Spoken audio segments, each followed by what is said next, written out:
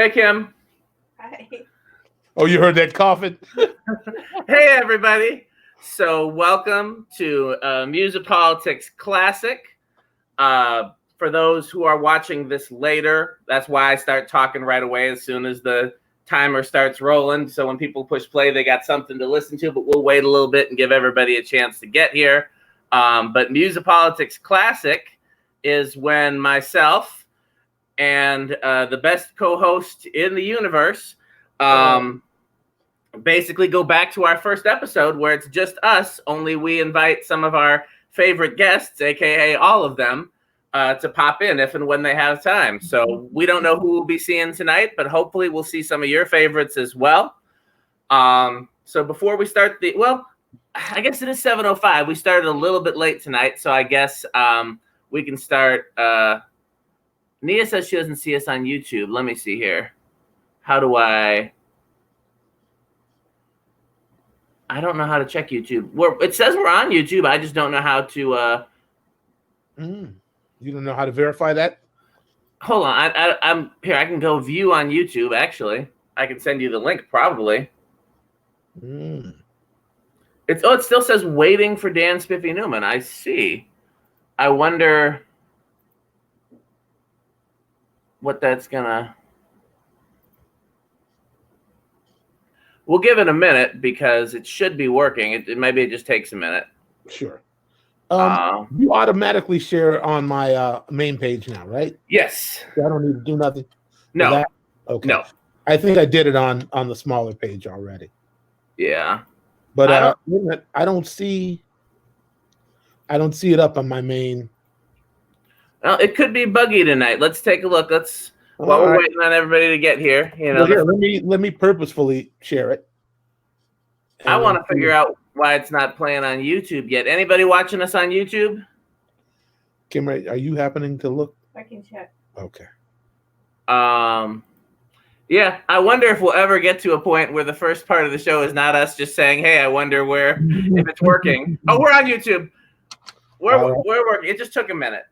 So, welcome everybody. So whoever commented this, it just says Facebook user. I don't know who it is, but I appreciate you putting all those extra letters in my name. Let's start. Let's go right ahead with the introductions. So, ladies and gentlemen, the best co-host you could ask for, the best drummer you could ask for, the best musical director you could ask for, come on now, the best friend you could ask for, and one of the most brilliant minds that I know, which is why I wouldn't want to do this with anybody else. Ladies and gentlemen, over to that side of me, Mr. Michael Bland. The check's already in the mail, bro. You ain't got to talk it all up like that, bro. Your money's you'll have it by the end of next week, probably, because of the post office and everything. I don't know if I'd send it through the post office right now. So. That give me more time for the check to clear. Right. He hails from Madison, Wisconsin. Lover of string cheese. Eater of salads. Not without dressing, however. Holy Ghost. Chanking that guitar. Not scared of black people. But you should be scared of some white people up in Kenosha. Who knows? You go whistle when you walk. You're going messing around in Kenosha. Ladies and gentlemen, Dan Spiffy Neuman. Everybody knows him. Everybody knows who that is. He who shall not be named was in Kenosha earlier today. Did you hear about that? I heard some meanderings about it. What did you hear? So the only takeaway that I heard was that for all of his talking, he said absolutely nothing about the shooting victims of the kid, Kyle Rittenhouse. He said no condolences to their families or anything like that. Let me get it straight. Did he shoot some white people? Yes. So that's what's craziest about this whole thing. It's all white on white crime except for the police shooting the black man. Everything after that was white people. I'm truly, if I had hair, I'd scratch. I guess I got scalp. Oh wow, I don't know what to make of that. Is it just like is it a free for all for he who shall not be named now? I mean, is it just if you're in the way, if you're protesting, or if you're broadcasting, or if you're just standing around black people, we'll get you too. I mean, I think if you're asking for my opinion, I think there's a little bit of both. I think anybody, even black adjacent, is seen as the enemy. But then literally standing next to him. But then also there's this whole us versus them mentality. And if you're on the side of Trump, you're on the side of the police, you're on the side of the white supremacist authorities, then you're one of the good guys. And if you're not on that side, whether you're black, brown, not Christian, not English speaking, whatever, then we don't care what happens to you. That really seems to be the case, doesn't it? Collateral damage. I can't believe they treat their own people like that. But I guess you ain't their own people. If you're hanging around us. That's what. Well, not only as I say, that's not only my impression. That's definitely been said to my face a couple times. So not to dive deep into the serious. It's hard right away. The spirit moves, man. We don't know what's going to happen when we start talking. Amen. Praise Him. Shabba-ba-ba-ba. So speaking of which, did you see Eric's post about who's coming to the church in a couple weeks? One of your buddies. Who? Rance Allen. Whoa! Rance Allen's coming to the church. Yeah, he's gonna be preaching at my church in a couple weeks. Man, I mean, is that going to be outside or inside? Outside. So what we've been doing for the past couple weeks, for the past couple months actually, is we set up a tent and a stage, and Scales does all the sound. Todd's rented an organ. We have all full backline. We set up in between the church building and the parking lot. So people are expected to drive in. They don't have to get out of their cars if they don't want to. They can roll down their windows and hear it that way, or they can stream it on their devices. If people want to get out of their cars, they can set up lawn chairs, and the distancing is on them. We're not setting up any chairs because we're not taking any responsibility for that. But the idea is that you can drive in and not get out of your cars. And then, so the way the church is structured, the building's on the corner, and then the parking lot's on one side, and on the other side is this essentially an empty field where they plan to build like an auditorium, like a music venue that's going to be attached to the church at some point. Okay. And so in the meantime, it's just an empty field. So we set up the stage so you can see it from there too. So people are driving their cars on that. And, a lot of people are still watching from home, which, we want people to be safe. So however they feel safe is doing it. But yeah, we're going to do that for 2 more weeks. And then the second of those weeks, our guest speaker is your boy Rance. So, man, I guess I was going to say me and Kim should get in the van and drive down. But if you're going to be broadcasting, we just have our vegetarian breakfast in bed and watch Rance. Well, I will say, how all of this is with the streaming and everything like that, and especially it being outside when we're setting up every week. Like sometimes the sound quality is good for the broadcast and sometimes it's not. So I was thinking of inviting you, and then I was like, nah, he don't want to venture out into the world, Well, it's still a little early for me, man. Yeah. But it was a nice thought, and who knows, man? I mean, I'm not full of surprises, but I got a couple of up my sleeves sometimes here and there. Maybe we should say hi to these people who have taken the time out to come and watch us sit here and Georgia. What's up, Steve Webbing? Is that a friend of yours? It is. He's one of my people I know through Ceiling Fans. All right. Garcia, hey. Yeah, he's saying hi to you. He ain't saying hi to me. Brandy's here. Oh, Brandy. I know Brandy. Hi, Brandy. Hi, Diane. Lynn. Sarah from Seattle. Okay. Patty Sullivan. She's here with us every week, dropping little bits and nuggets here and there. Yeah. Callie Slim. What's going on, Jesse? Yeah. Aren't they doing something on Instagram tomorrow? Yes, Soul Asylum is doing something tomorrow, but it's going to be Dave and Ryan only. It has something to do with a spin, something. I wish I knew more about it, but it's tomorrow night. I want to say it's at 8, and then we got rehearsal after that. Well, it looks like we've had our first surprise guest drop in, Michael. Would you look at this? Look who could it be? Oh, watch out! So you gotta mute your microphone though, Maya, because we need to. Or are you talking to somebody else right now? I'm not. I just put you on the spot, huh? Talking to somebody else when the brilliance of Black excellence and Dan is on. I mean, so now I am the embodiment of Black excellence. Is that how it's rolling out? Always have been. If it's just me, it's still Always excellent and Black. Always have been. Oh, Lord. Hey, Michael, I'm going to take you down and put you back so you can be in your favorite spot. Good. There you go. That's right. So Maya in the middle. Hey, Maya. Hi, Diane. Hi, So Nia. You know what? I'm going to make sure that your husband behaves tonight, or he's over here. Because I always behave. Up the last couple of weeks, and I don't appreciate it. That's not true. That is not true.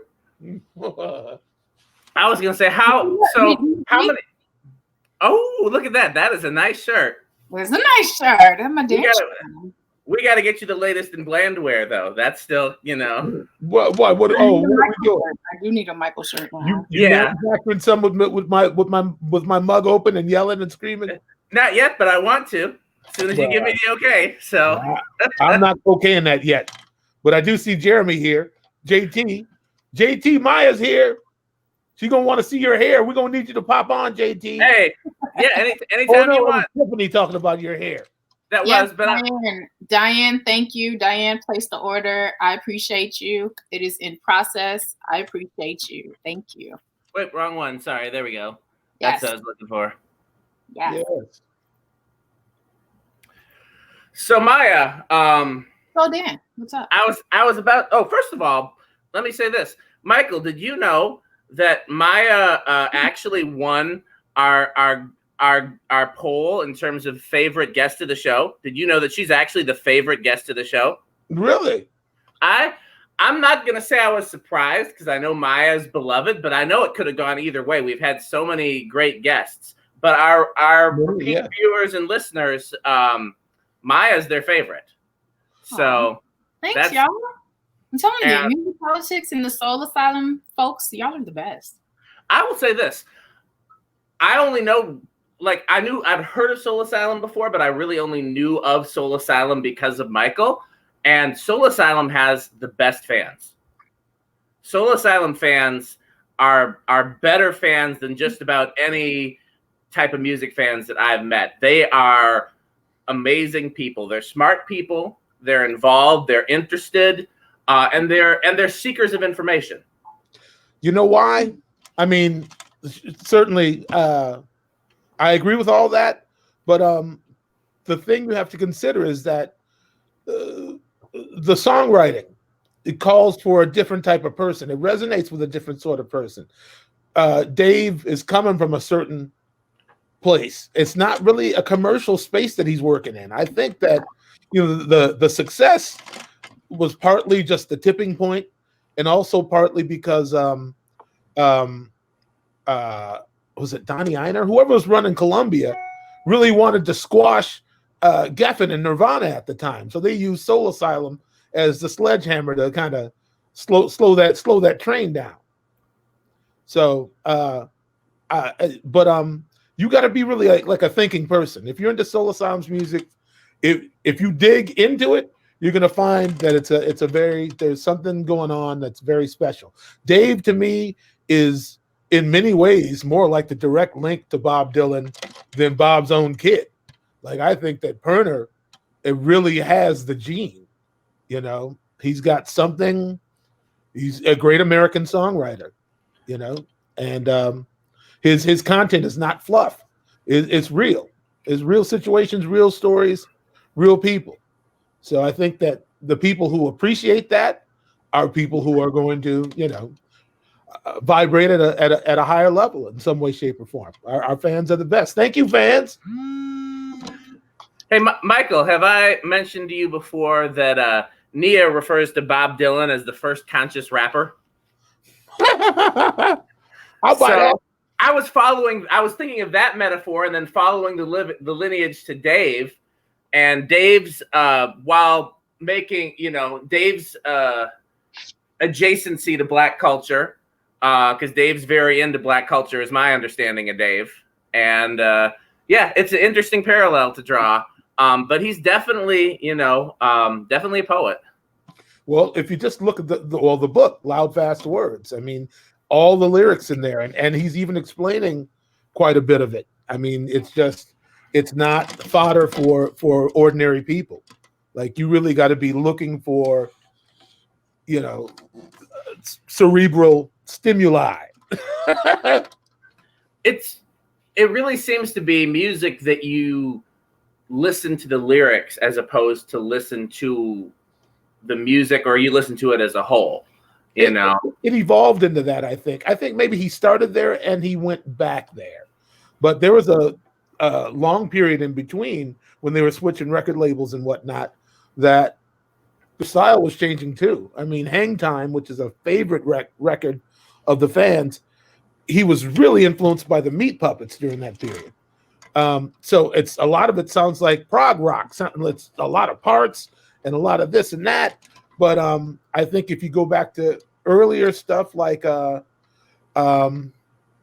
P9 or Passing Sad Daydream, it's very much rooted in like folk music. Like, the music is kind of a backdrop to what's going on with the words. And I think they just hit like the perfect marriage of that around when Grave Dancers came out. So I think that Dave is not necessarily a folkie, but I'm sure he knows his share of Pete Seeger songs just like I do. You know what I mean? It's a thing.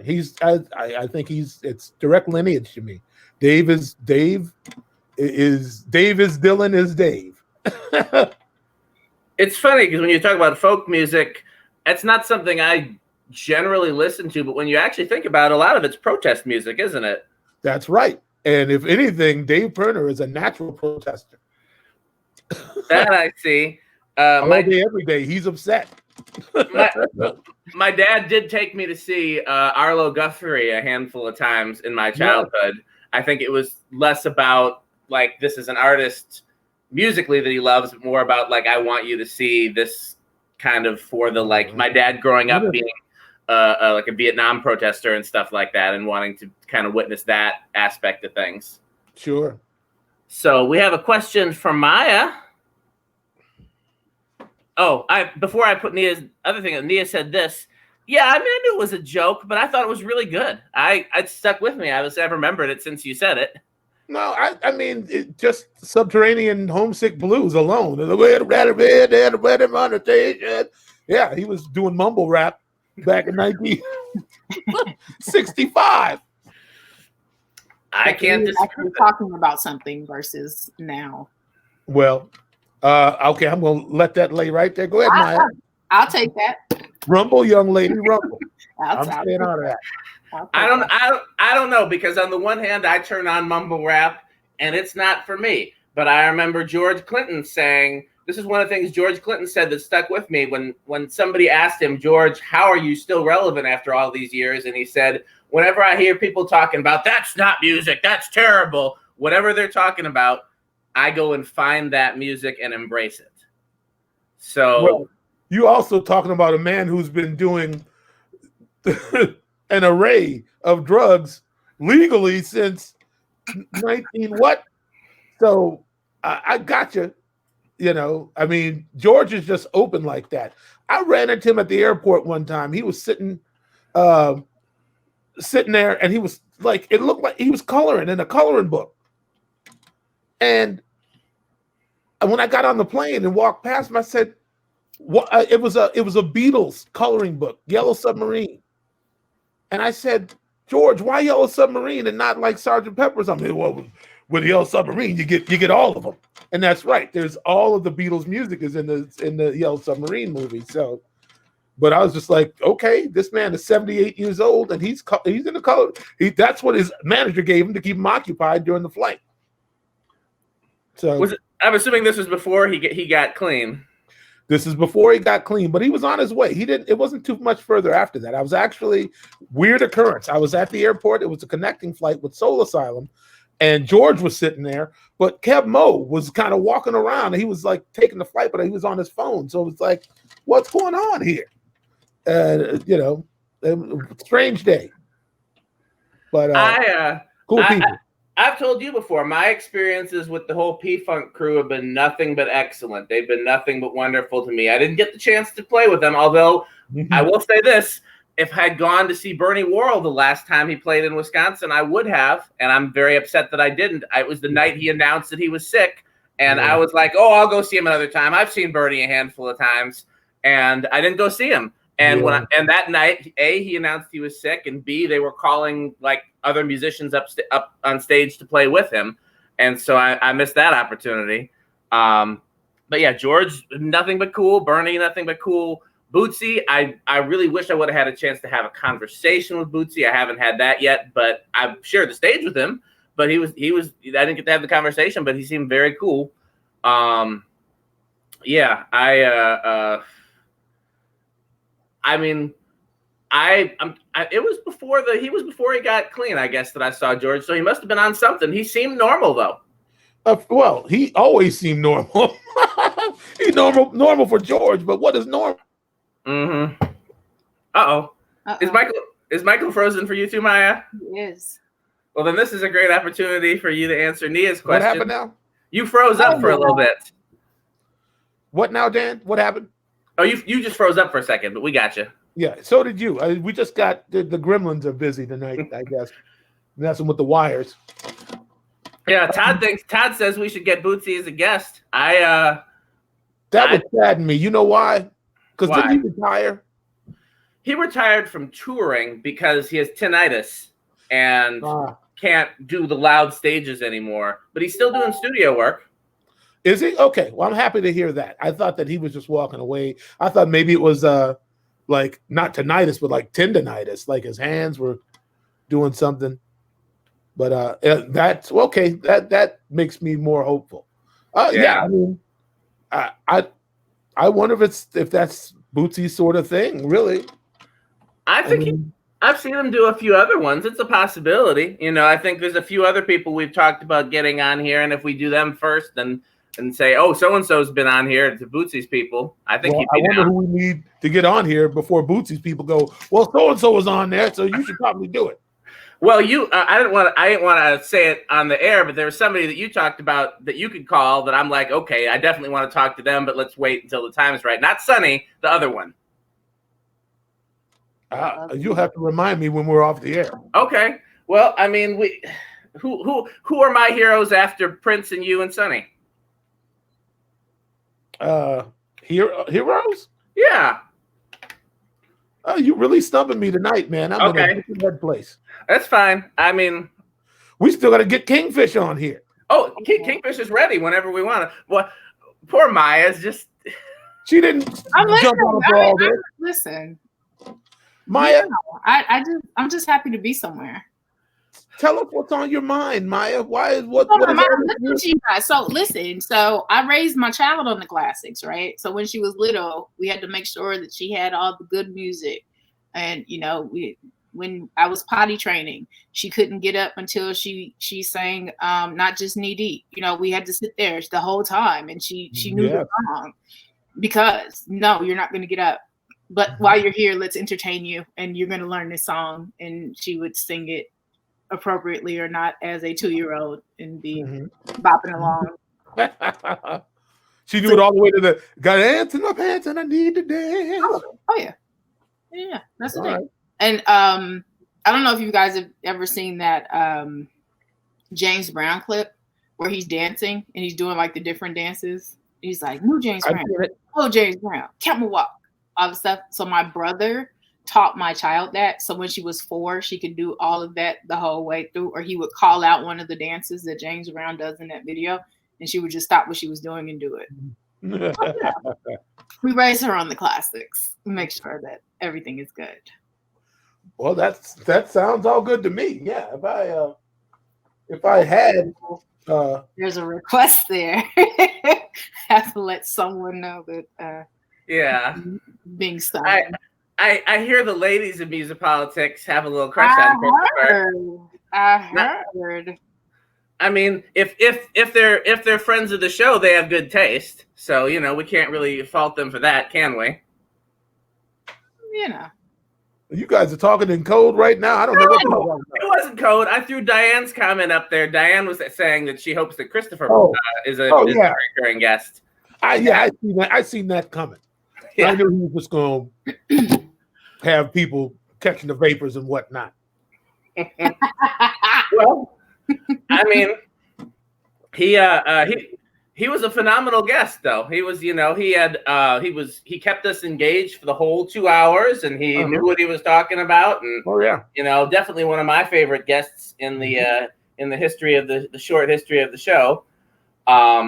But you never actually did answer the question, Maya, just in terms of, before we go back into oblivion, what do you actually have going on? So you not feel like getting into it, Maya? We don't. No, totally. I can. Yeah, totally. No, I'm doing LinkedIn training next week. So anybody who is unfamiliar with LinkedIn or hasn't quite been your thing, or you're not sure why it's important or why you need to be there, but you're trying to grow or learn in your career, feel free to join next week on the 9th. Thank you, Dan, for pointing that out yesterday.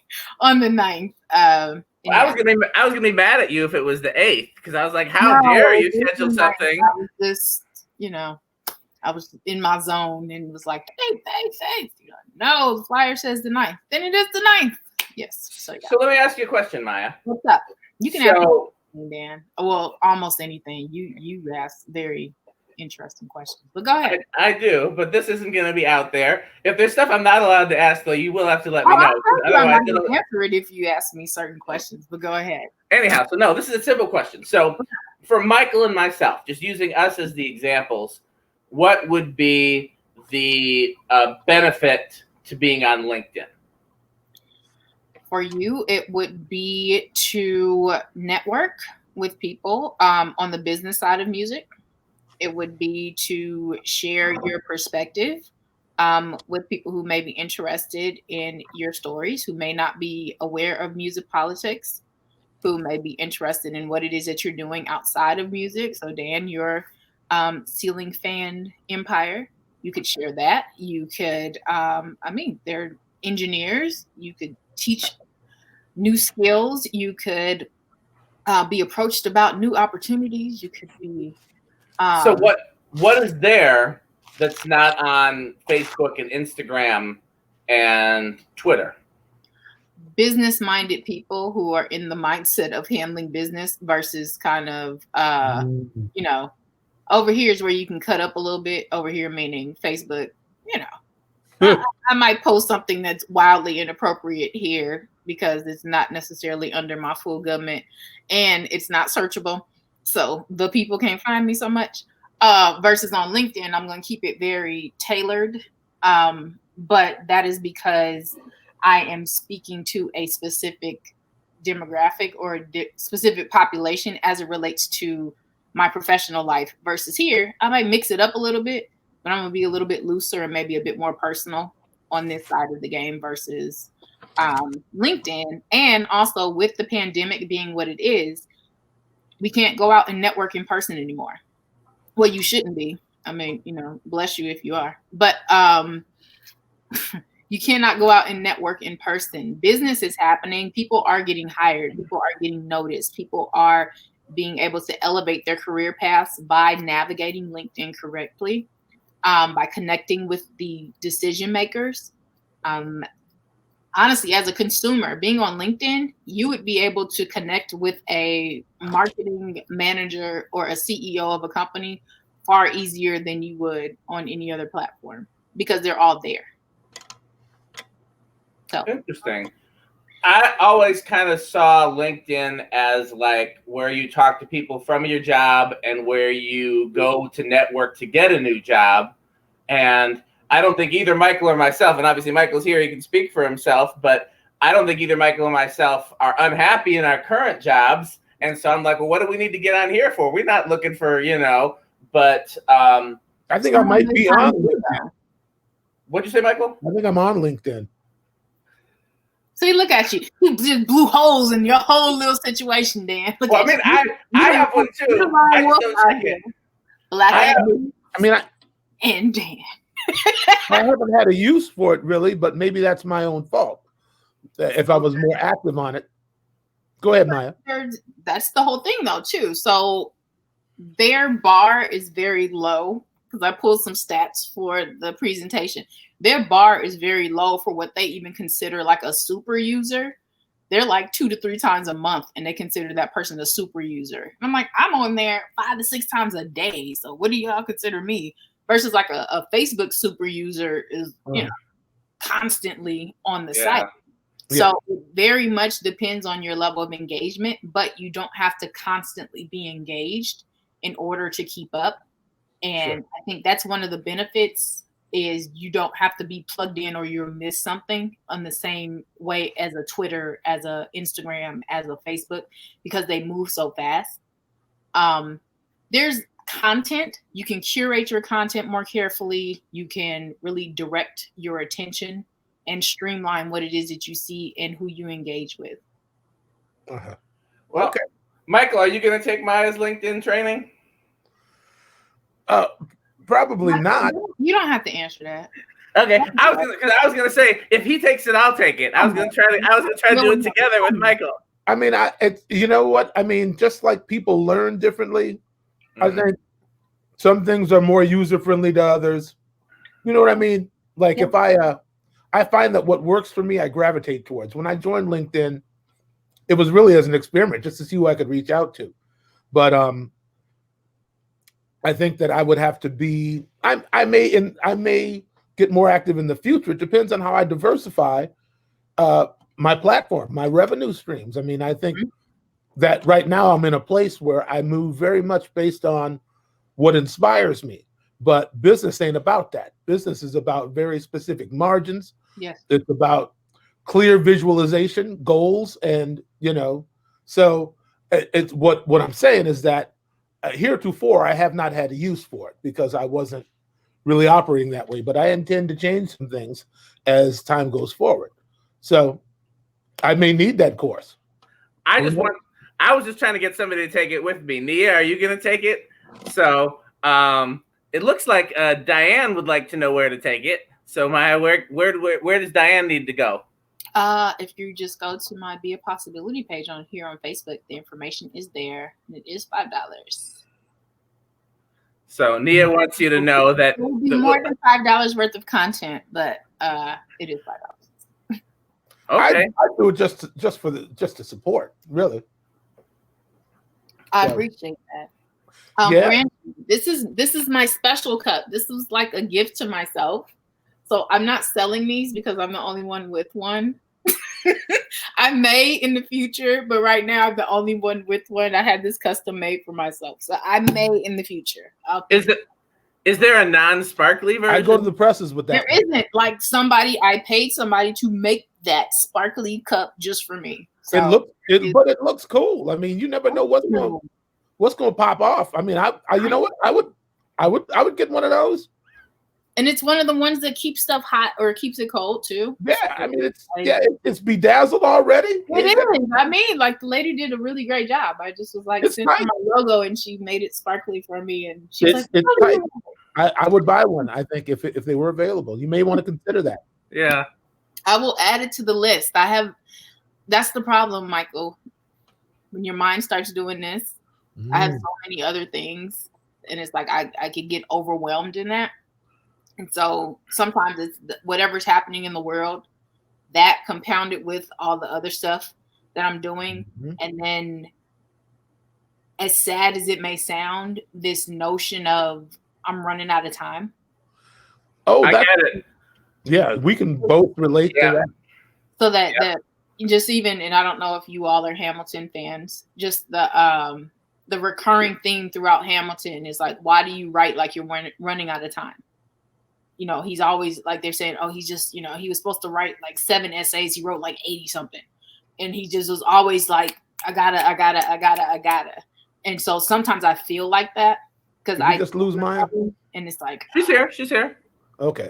Maybe it's my internet that's messed up. Sorry, Maya. I get it. I haven't seen Hamilton, but I'm following what you're saying. But I think that it's a morbid idea, but time's running out on everybody.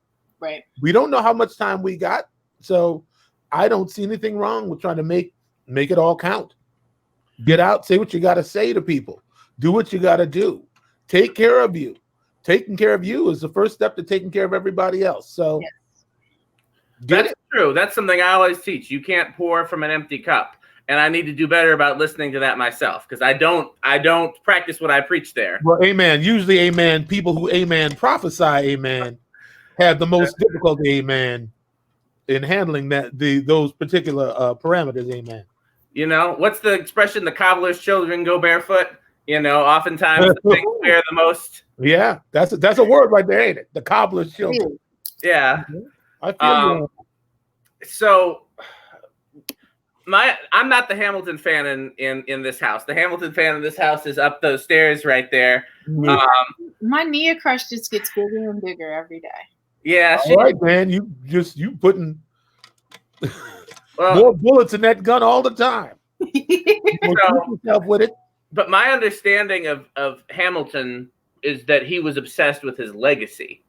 And the thing for me, at least, is in terms of me feeling like I need to cram 48 hours in every day, honestly, I'm not concerned about my own legacy. I feel like if I do everything to the best of my abilities while I'm here, then my legacy will take care of itself. But I am concerned about, I just don't want to leave stuff unfinished. That's my biggest thing.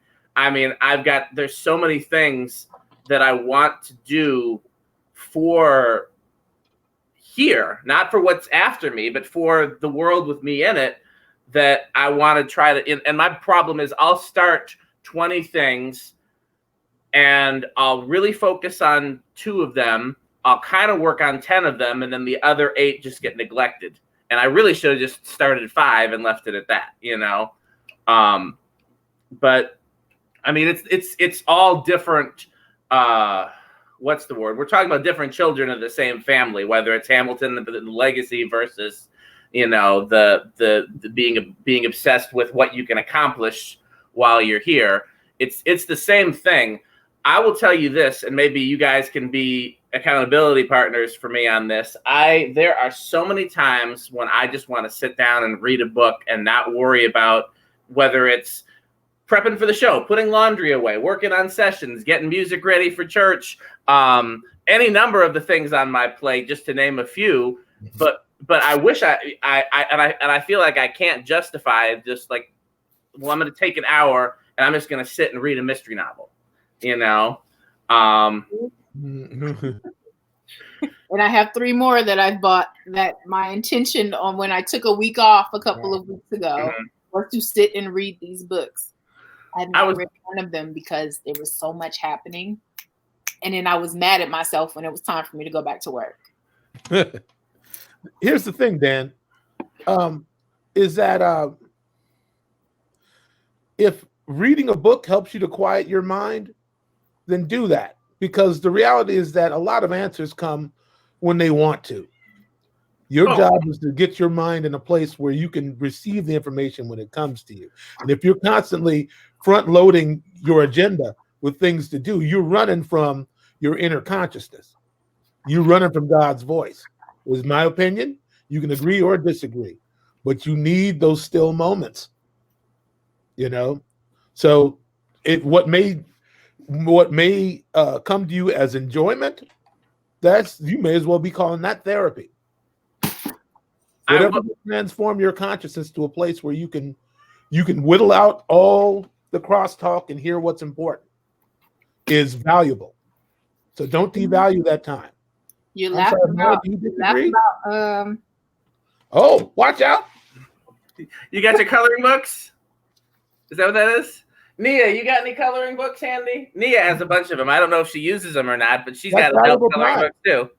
That's valuable time. That's how I quiet my mind. Yeah, I have to sit here, and it's back to school time too, so you can get them for cheap. Yeah. Oh, watch out! Exactly. That's all cathartic. That's all therapeutic. Your mind needs that. Yep. Mm-hmm. I will say this again, just using myself as an example. So for those of you who know me personally and know some elements of my personal life, I live in Madison, Wisconsin. My church that I work for essentially full-time is in Milwaukee, Wisconsin. It's about an hour away. And people ask me, you don't mind the commute? Because it's a straight highway commute with no traffic. Right. No, that's my time to talk to God. That's my decompression time, is especially because when I'm there, anytime you're in a leadership position, whether it's in a church, in music, when I used to work for the museum, there's always people pulling at you, constantly, almost like when you're a parent and kids are like, Dad, there's always something. And so I have an hour of time that's just me and God on the way there, and an hour of time that's just me and God on the way back. And sometimes I don't even bother to return phone calls or anything like that. Sometimes I do. Sometimes I use that time to check my messages and things like that. But otherwise, that's, it's proved to be really valuable. I don't feel like I could have the same peace of mind if I lived right down the street and I didn't have that time where I was forced to not do anything. Yeah, you're reinforcing my point. Yeah. No, I was agreeing with you. I'm a black man. I'm always looking. You arguing with me? You agreeing with me? Now, yeah. I have a lot of confrontational energy just on tap. So please be patient with me. God is not through with me yet. Amen. Bring on rants. America work. So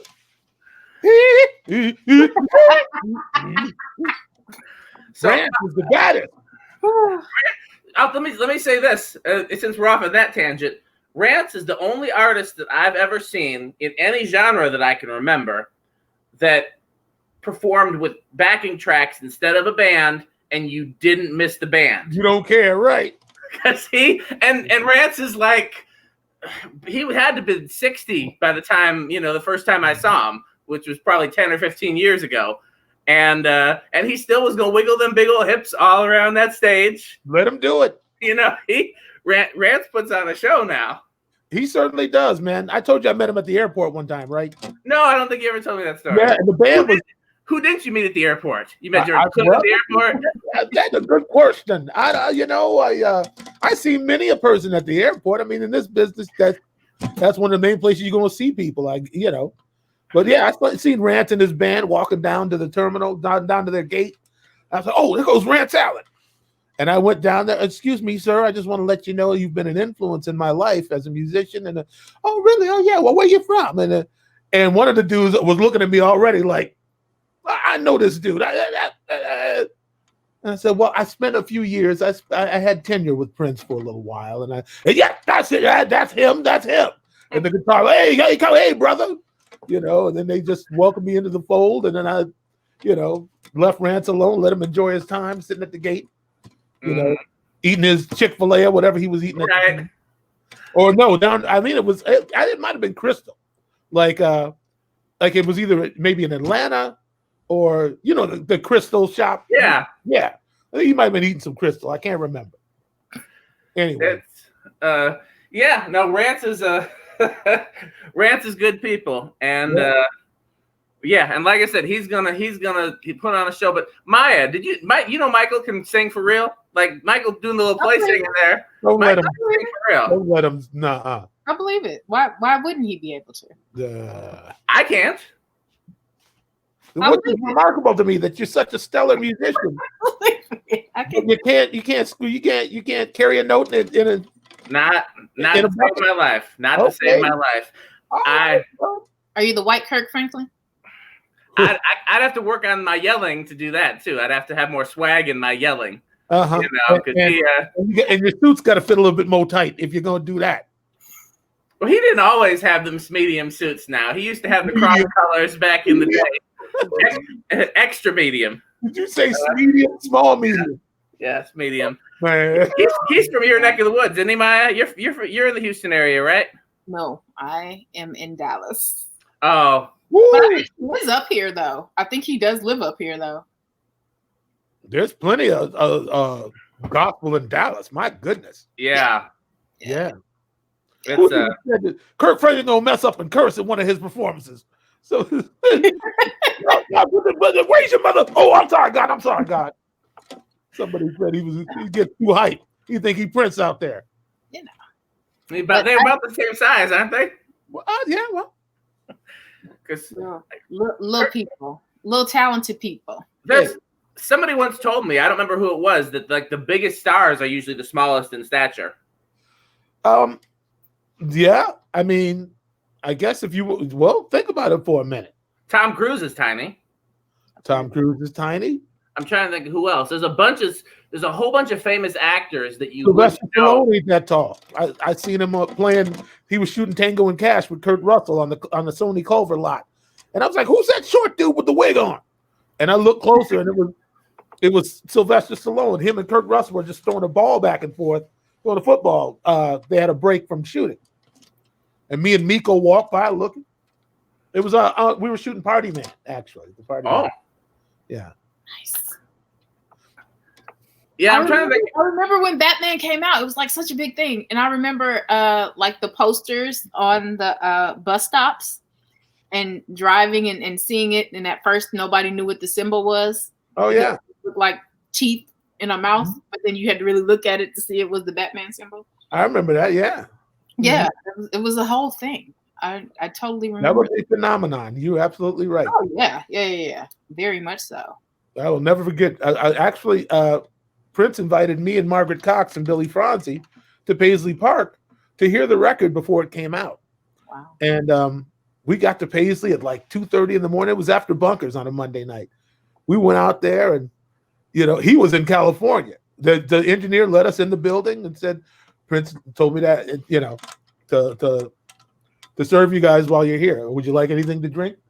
Anybody need any snacks or anything? And no, we cool. We went in Studio A, and he played the record from start to finish. I was like, wow, this is deep. It was nothing like anything Prince had ever done before. And what Prince told me about it was that Tim Burton was very fastidious about what he wanted the soundtrack to sound like. Like, Prince kept submitting songs for months, and Tim Burton would say, yeah, I like that. Or he'd say, So there's a lot of outtakes from that record that are in the vault, from that project that are in the vault. And Prince was like, it was the first time I ever worked with, a producer, so to speak. Usually I don't need anybody's approval to put out, so it was unique for him to have to work within the confines of somebody else's imagination. But I think it was a good thing. It was a pressure cooker. He got each one of those songs to me is classic, and different, just different for him. Like it pushed him to a new level in a way to me. Some people hate that record, but I dig it. I always did. It's not a record that I would seek out to listen to, but I love when the songs come in like a playlist or something like that. A lot of those songs I really enjoy. But more importantly, I've heard so many people say that record changed the way that the movie industry looked at soundtracks. Because No, go ahead. You say, because you were there. So you say what I was going to say. Well, I mean, even just from reading what Danny Elfman had to say about it, the guy who scored the film. Right. Like, it was really kind of a toss-up between who they were going to put the money on. Like, if they were going to put out Prince's record or put out Danny Elfman's orchestral record of, all that da da da da da da da, all those themes. So there was a bit of a squabble going on, and so they ended up actually deciding to finance both. But yeah, I mean, I guess also it just I think it set a new precedent as far as like a star of Prince's magnitude getting involved on the second or third tier of a project like that. It really upped the ante to me. But I remember David Island saying, man, Prince's music almost ruined that movie for me, man. But David is a different sort of dude. He's moved by other things. I'm not sure which planet he's from, but not this one. Yeah.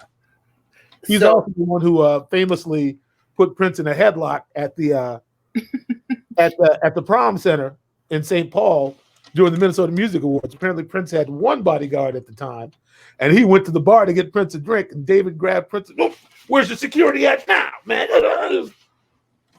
So, David, yeah. I love David Island to death. Hey, David. It's I've never met him, but I've heard a lot of stories because he must have been around for like so much Minneapolis music. Legendary. He was the first one to tell me about Sonny. He said, "Oh man, no, Sonny Thompson, man, he taught everybody, man. He was better then than some of us are now, when we were kids, Sonny was playing like a grown, you know, like he was already there, you know. So yeah, David actually was the one who told me about Sonny. When we were talking about movie soundtracks, Michael, have you and I ever talked about Howard Ashman before?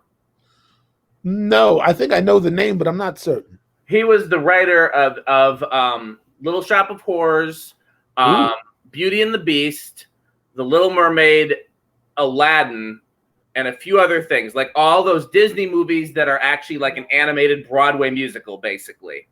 And his writing is just one of the, to me, like if you were asking me like my list of favorite writers of any genre, whether we're talking about music, novels, nonfiction, whatever, like he'd be on my list of favorite writers, period.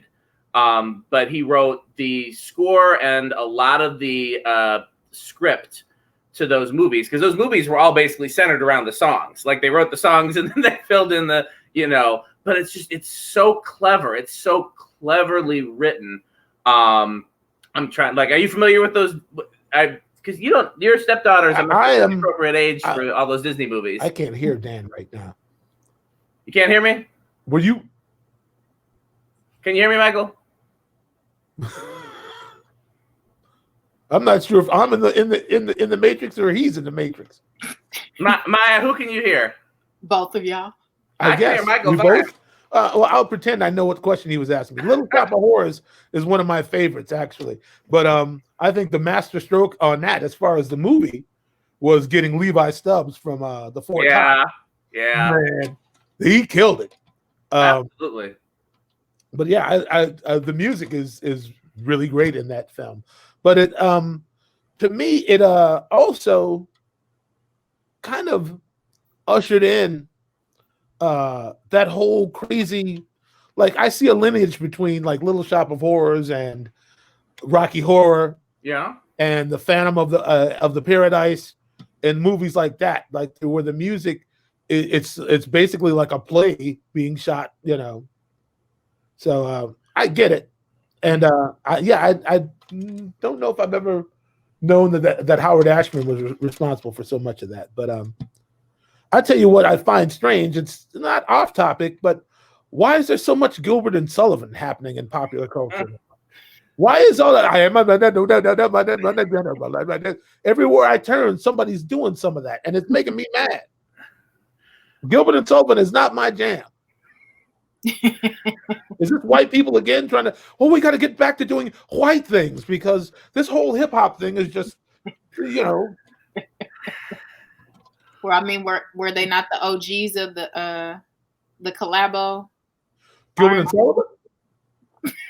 spitting, you know, hot lyrics. Well, I mean, I'm not taking anything away from them. I just don't like them. I can respect them. Like, there's a lot of. I grew up on musicals, so you know, it's funny. Whenever I want to annoy Nia, I try to recite some of the music from The Music Man, which I love and she hates. You know, Michael's looking. Musical? No, but it's catchy to me. It's always, we've lost Michael again. We have. I must be storming up that way. I'm thinking about something now, Dan, because I used to get mad about, I think is it Oklahoma with Surrey with the fringe on top and all that.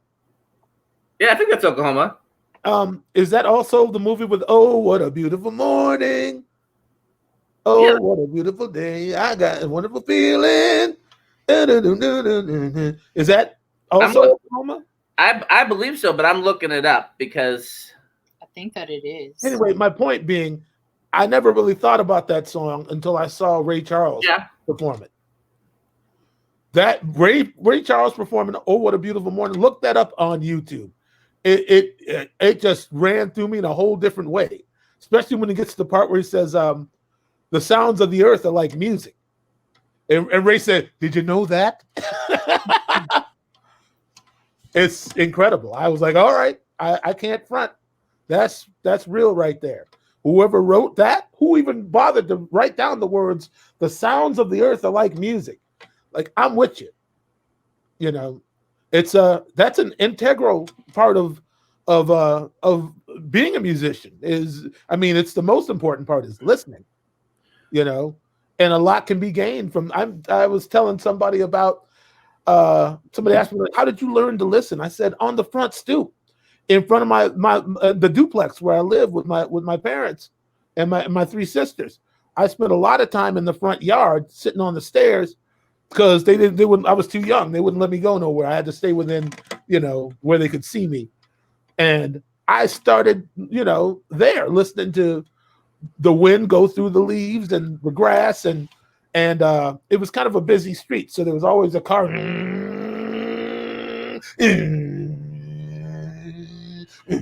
I would listen to all that. I'd be on the front stairs, just, you know, just analyzing and listening. And it ain't much different with music. It really ain't. It's more important what is going on around you than what you are saying in that moment at almost any given time, you know, or should be. Well, you heard Clyde Stubblefield talk about how he learned to play drums, right?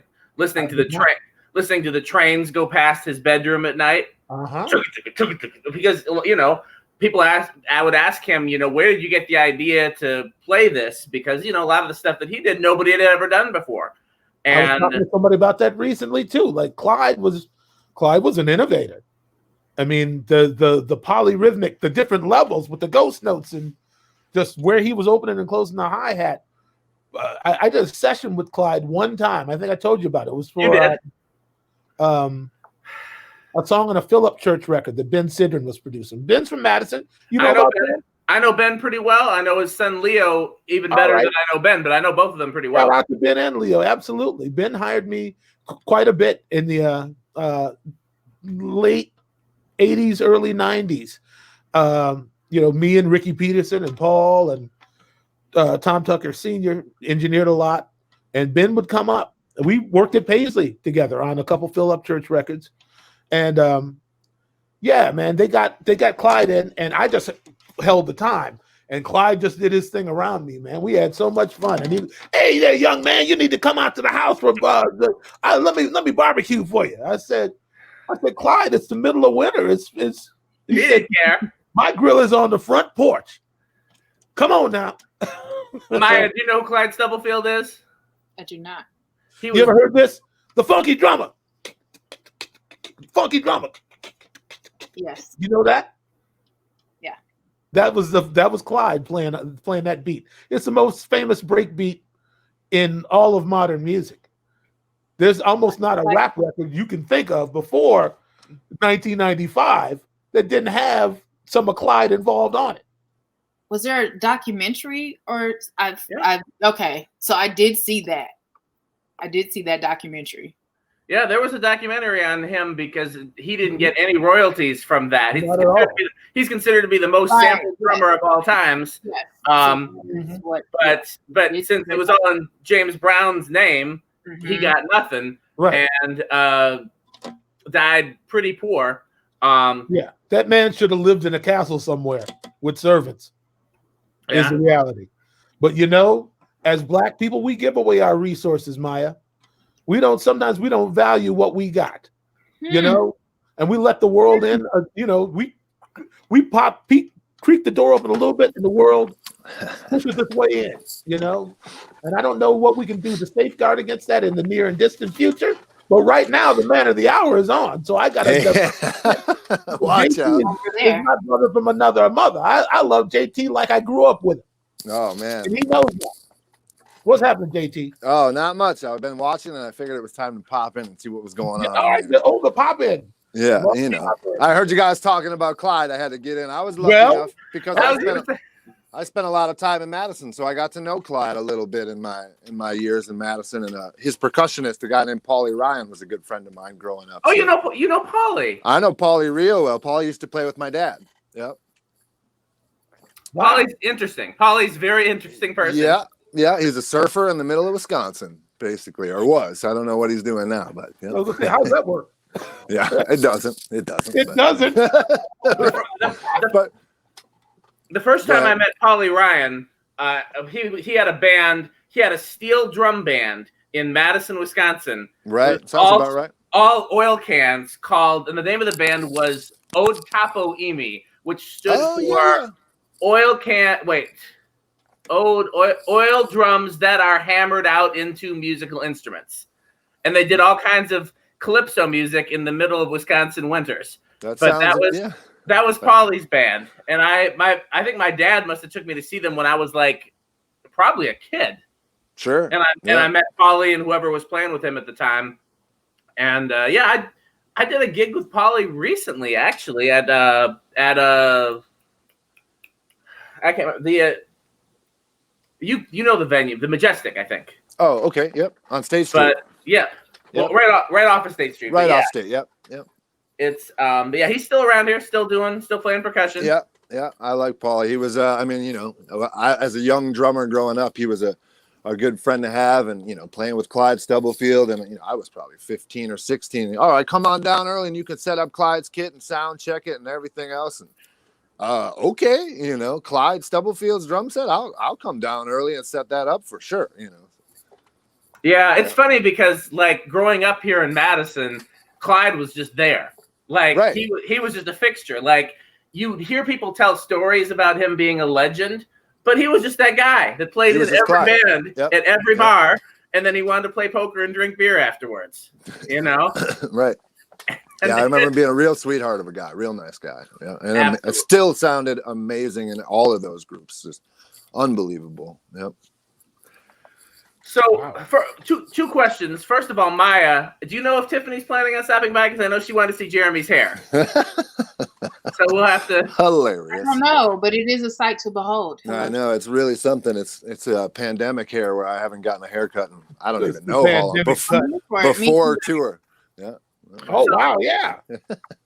So Jeremy, for the people that a lot of the fans of the show are also fans of SA, so they probably already know you. But for people who are friends and fans of the show that are not familiar, why don't you tell us who you are?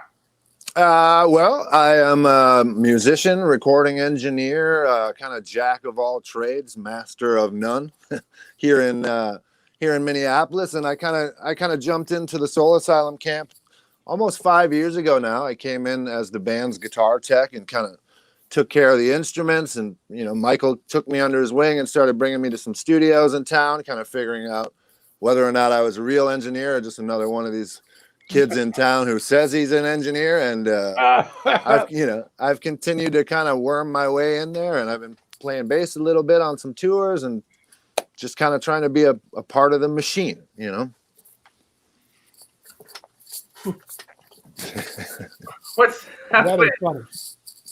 I was waiting to see what Michael was going to say. It looks like Michael was sneaking some dinner on us. Yeah, that's all right. Yeah. Hey, listen, man. On this no meat diet, you gotta not a diet, but it's just I'm not eating meat now. So you're hungry all the time. Exactly. Man, after rehearsal last night, man, I was hangry. I was so hungry. I was angry. Yeah. And I had to mix myself a little protein shake and run the risk of waking my wife because I keep it downstairs. But man, it's been a while since I've been that hungry, JT. We kind of went for it last night. Yeah, we played last night. It felt good last night. Played for real. Yeah. But what I was going to say is that I'd already had an eyeball on JT because you were hanging around Cat and those guys, right? So, this is how Michael does it too. He's secretly got his eye on everybody in town, and he waits a while to see what's going. All right, he might be all right. Let me give him a test run on something and see what he's got. So it's always interesting to find out when you were on Michael Bland's list before you knew it. Right. I'm pretty strong on the bet. I won't lie. Yeah, no, that's all right. By the time I approach you, I want to be sure because I don't want to forge relationships that I got to burn later. Right. Sure. Yeah. What's the point? I one of the main reasons I play music is so I get to work with my friends.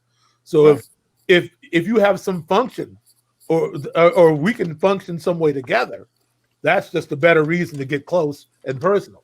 Absolutely. And, and what I find is that when somebody's all in like me, the rest of it is easy. Because JT, we don't believe in half stepping. No, don't know how to. We want to. No, it's not okay. It's not all right. But some people, they don't have that attitude about it. Some people think they're taking the whole step. They actually believe it. Really? I mean, well, I think there's a lot more people that think they're just as committed as any one of us. But then, you know, there may be some others that are looking back going, I don't know, you know. Yeah. I think a lot of people are drinking their own Kool-Aid. I try to stay away from all that, you know. I know you only drink Coke Zero. I've seen you. Right. And water. I'm on the water today. But well, right on, man. I saw you going through a whole little thingamajig. Yeah, I'm trying to clean it up, you know. Okay. There's enough bad in the world. I try to do a little good to myself, right? That's all right, JT. We were just talking about the importance of taking care of yourself, because you can't effectively take care of anybody else if you know. Well, we get to spend a lot of time with ourselves right now, so we may as well make it positive. Yeah, absolutely. What I was going to say is, I was explaining to Joel the other day, our manager of Soul Asylum, like pretty much the job of the band is to be so good that Dave is always playing catch up. Right. You know what I mean? We come in to mash it. I mean, the other day when we went into the one number that shall not be named until we play it on the stream. All right. Perm was like, "You guys know that song?" Yes, Dave. That's why we're here, Dave. That's what we're here to play your music the way, you know, some configurations of your band didn't used to be able to. Right. And we'll show it right on back to you if you need help along the way. Exactly. Right? We know well enough to show it to you, almost tell you the words. And that's what we're there for. We're there to take your music maybe even more seriously than you can. Because I understand the dichotomy between being the author and having to regurgitate and re-put those wires back together in your head. Sure. After you've written a song and it's gone this way and that way. And you know, but if everyone else in the room is bringing it that level, then you feel like, you better catch up. He got his mind around it quick. This is what I meant. That's right. He was like, wait, let's just loop this section till I get it. Because let me jump on, right? Because I don't want to be the odd man out, and it's my song, right? Well, exactly. You know what it's like being the cat in the room that doesn't know what's going on with Perner. He will, he'll let you know in unkind terms. He certainly will. Yep. He certainly will. I'm like, you ain't never gonna have that over me, Jack. Right. You and I couldn't look myself in the mirror. I couldn't respect myself if I walked into rehearsal and then I was like, sorry, man. Yeah, right. Sorry. Oh, can we just go over this one? I practice more before practice than at practice. That's because it means that much to you, JT. And that's why we can do great things together, because we're evenly yoked. It has nothing to do with how much talent you got. It has to do with how much focus you can manage to acquire. It really is that. Somebody might be able to outplay you, but if you let them outwork you, that's a fixable problem. Right. That's on me then. That's on us then. Right. You know. But did Maya just say goodbye without a? I'm assuming that she's not going to pull a Nia and not say goodbye, so I'm assuming she'll be back. Maybe she'll have things to do. It's all right. You know, I had a question for, and now I don't remember. I did want to briefly. Nia was talking about when you were talking about eating, not doing meat. She made a jackfruit roast the other day that tasted almost as good as her real pot roast. I don't know. So she wanted to know if you and Kim were trying anything with that in your meatless quest. I've heard the jackfruit is a way to go. I haven't tried it yet. Well, next time you come down this way, we'll see if we can get Nia to make her jackfruit roast, and you can compare it with the real roast because I didn't see your DM, Maya. It just came in the. I'm hungry too. We can. Sorry about that. Yeah. Well, I hope. If you want to get some food and come back, Maya, you're always welcome. If not, thank you for joining. You know she's at home here. This is her house. She can do whatever she wants to do. Maya's always welcome. So, man, I don't remember what else I was going to say. Y'all went off on such a great tangent about. All right, because I got another question for JT. What are you doing about that guy that tried to break into your house the other day, there, JT? I mean, what can you do? You know, I fixed my broken screen, and I'm definitely making sure everything is locked up right and tight, whether I'm home or not. And And, I definitely feel like I've become a little bit nosier of a neighbor. I got my eye out the window, and if someone's rolling down the street that doesn't quite look like someone I recognize, or I don't know, I keeping an eye on everything a little tighter. But you want to cue Dan in on what happened? Yeah, well, I was, I'm downstairs right now in my studio. And the other day, I don't know, probably about noon, I went upstairs after working in the morning and realized that someone had sliced one of the screens to my home and tried to lift a window and enter my house while I was here, I guess, Luckily, they weren't able to get the window open, but that's kind of the first taste of anything like that I've had in this house, not, in the 10 years I've been here. So definitely unsettling, Yeah. You have a studio at home, and then you also work for Flowers, right? I do. I've been working out of Flowers for the last about a year or so. Yeah, and then I also have a home kind of mix room, overdub, everything, catch-all room, Gotcha. Yep. Yeah, the one time that my house was broken into, we were asleep. This was years ago before Nia and I were together. Yeah, we were asleep and didn't wake up, and they made it out with a whole bunch of stuff, and somehow so they got in and out. Yep. They got in and out and gutted. Oof. We had fallen asleep in front of the TV, and this was back in the day when you only had one TV in your house. Yep. Now everybody's got a TV in every room now. Sure. Screens everywhere. But this is back when you had your TV in your living room, and that's where you watched movies. And we'd fallen asleep watching movies in the living room, and somebody came in and broke the window to the bedroom, and then came in and took everything out of the bedroom. And at the time, I had a whole bunch of instruments and stuff in there, and a computer and everything. We didn't wake up. And that was 10, 15 years. My daughter's 14. This was before she was born. Wow. So that was at least 15 years ago. But yeah, you going to get an alarm system, or? I don't know. I have a dog, so that's a half of an alarm system right there. Yeah. Is a big dog? He's big enough. If you heard him barking, I wouldn't want to come through a window with that on the other side. All right. Personally, Mm-hmm. But no, I don't know. I don't know what we will or won't do other than just, make sure we keep it tight around the house and hope for the best. But what can you really do? What you can really do, but we talked about that. Never been my speed, but it's, anything is possible these days. I definitely don't, a friend of mine said the other day, what happens when there's someone in your hallway and it's not you or your wife? What are you going to do?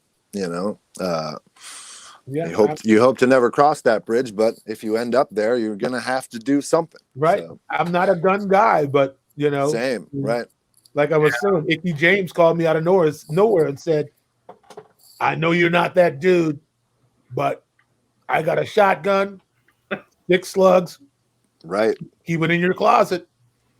I was trying to explain to him, like we were talking. I'm like, I don't know, man. If you put on boxing gloves, you better get ready to fight. Right. You plan on swinging. Right.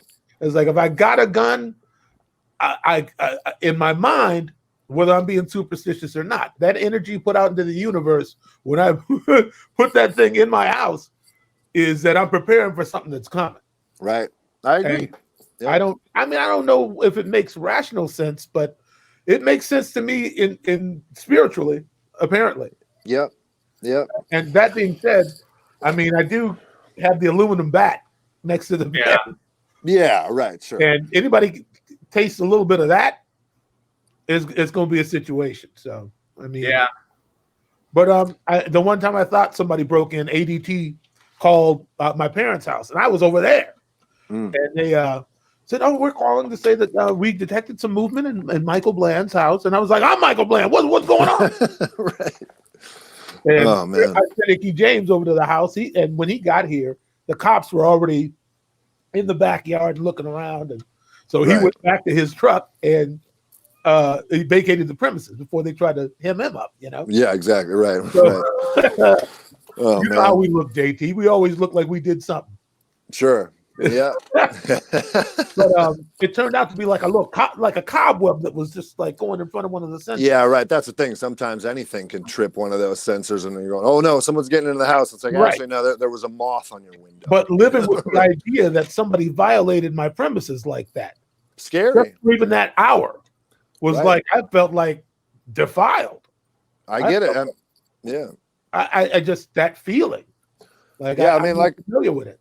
Like I said, the person who tried to get into my place didn't get in, but even that feeling of wow, my house got tried today, like that in itself is a strange feeling. Yeah, you know. So, you know, I hope that it was just someone walking down the street and saw a cracked window and looked at it as an opportunity and wasn't able to get in and maybe heard a dog bark, and hopefully that person's not really trying to come back. Moving, but that sense that somebody might have been eyeballing your place and whatnot. That thing. That's I mean, and again, I have a recording studio in my house. I'm surrounded by a couple dozen guitars and keyboards, and I mean, if I got wiped out, I would be wiped out, and someone would be, you know, hitting a jackpot today coming in here for sure. So, but you know, what can you do? We'll hope for the best, and keep your eyes open. That's all you can do. JT, we've never had this conversation, but if you're interested in praying, that'd be a thing to pray for. Oh, sure. Yep. I feel it. Yep. So, well, let me ask you this question: Is all the gear insured? I mean, I have homeowners insurance, certainly, but I don't have a special policy. I've certainly not been the best at documenting and serial numbering, and also another thing that kind of that shook up the other day. Like, you know what? It is time to take pictures of all this stuff and logs serial numbers and get values, and just because, I mean, I've had a couple guitars stolen before on the road, so I know that feeling. But yeah, you know, it's not as tight as it should be. That's for sure. That's what's happened to me. So honestly, when they broke into my house, I had so little at the time that they got a lot, but it wasn't much. You know what I mean? Like, it was, the stuff I had wasn't that valuable. Sure. But there was one time when I was traveling and doing session work, and I had a whole bunch of guitars with me, and I had a whole bunch of stuff with me in general. And I mean, they got my custom shop Fender, and they got a whole bunch of stuff. And it ended up, I mean, monetarily, it ended up being way more. Did we lose him? Or am I the one that got lost? Yeah, I hear everyone fine, including you, Michael. Yeah, we're all here. Yeah. Okay. You know what, though, Michael? Let me put you in your favorite spot, though. Hold on a second. Oh, right. I'm in the Michael spot. That doesn't feel right. Yep. There it is. Can't be in the Michael spot. Comes up shaking his head. So, but yeah, and I've told this story a number of times, especially in the current conversations about restructuring the police, because in the times when my gear has been stolen, the police were absolutely no help, but my insurance company was. And so what saved me the time that I had the really valuable stuff taken was that everything was insured. Right. And I didn't even have, like, I mean, when they asked for pictures, I didn't have everything documented with pictures, but I went and I found pictures from on stage and pictures from this gig, and you know, and they were willing to accept all of that. And I ended up coming away with enough to get all new gear, in some cases better, you know. So I mean, that's just coming. So you're saying I should let someone come in here and take this stuff, is what you're getting at, right? Get all new, better stuff. I'm just saying, if make sure that it's insured, you know, because God forbid they try again. You know, God forbid they try again, you'll end up with you can, if your insurance is right, you'll get it replaced. Right. It's funny. I have a friend whose house burned down, and I called him and I was like, "Oh man, how much stuff did you lose?" And he was like, "You know what? We had really great insurance, and it actually ended up being like the best yard sale ever, because we sold everything at 150% value." Just like, oh, okay, so you're not too bummed out. You're making out on this, you know? Right? It depends, because the thing about it was they wanted to give me the depreciated value of everything, but in some cases, if you've got a vintage guitar, that's going up. Right. And in other cases, if you know, if you give me the depreciated value of, is he freezing for you too, JT, or is it just me? Just you. Clean, totally fine here. Our internet's kind of jacked up. My wife was just saying we got problems. Help, Xfinity, help. They're no help. They're no help. No.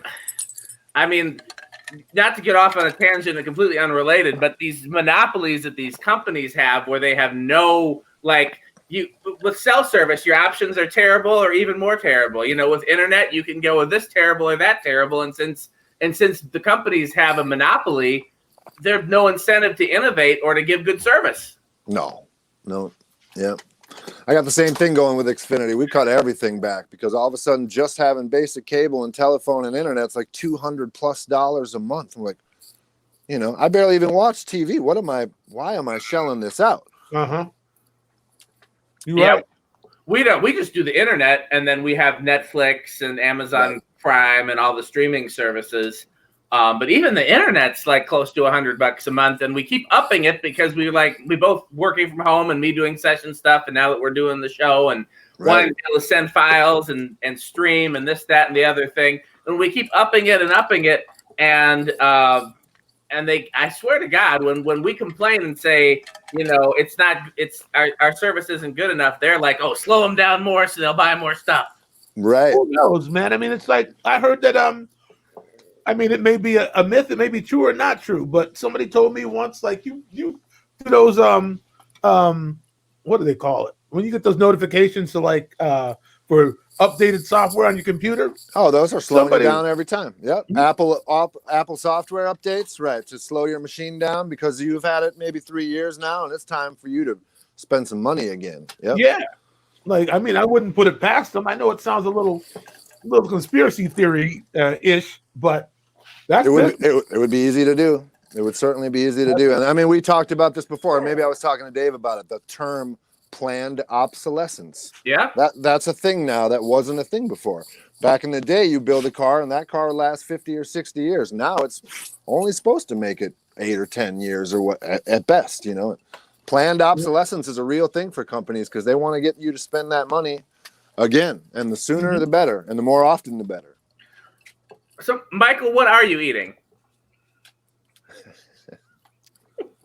What I'm eating is what is it called? It's from Naf Naf, the Naf Naf Grill. I don't know if they have that in. Never heard of it. Mediterranean, falafel, basmati rice, some chopped salad. All right. Pickles. Yeah. Dino's has got a nice falafel up here. Tahini sauce. Oh, right on. Yeah. Not bad. Yep. Mm-hmm.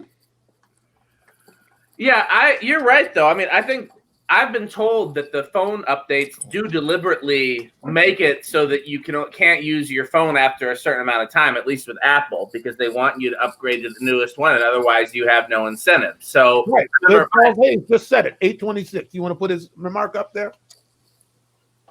Who? Charles Hayes. Where are you at, Hayes? This is the only one I saw. That's the one. Yeah. Oh yeah. Right. iPhone upgrades. I remember hearing that in the early 2000s. I knew a lot of guys running Pro Tools who didn't do software updates because they said their machines lasted much longer if they didn't. They just leave them offline. And then ultimately they hit you with that next upgrade where it's like, oh, you got the number 4 phone? Well, now you're done.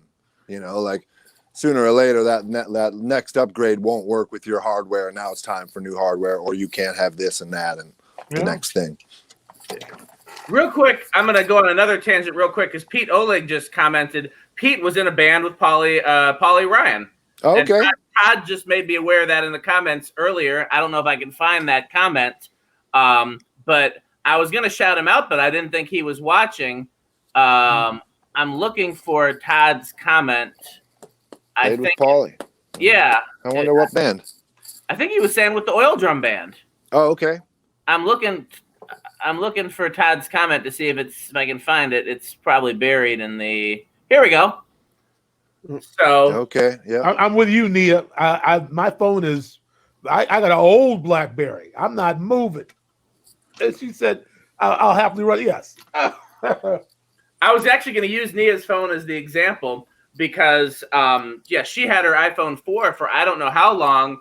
And was just not going to upgrade until they wouldn't let her use Instagram anymore. Right. Like they upgraded out of Instagram.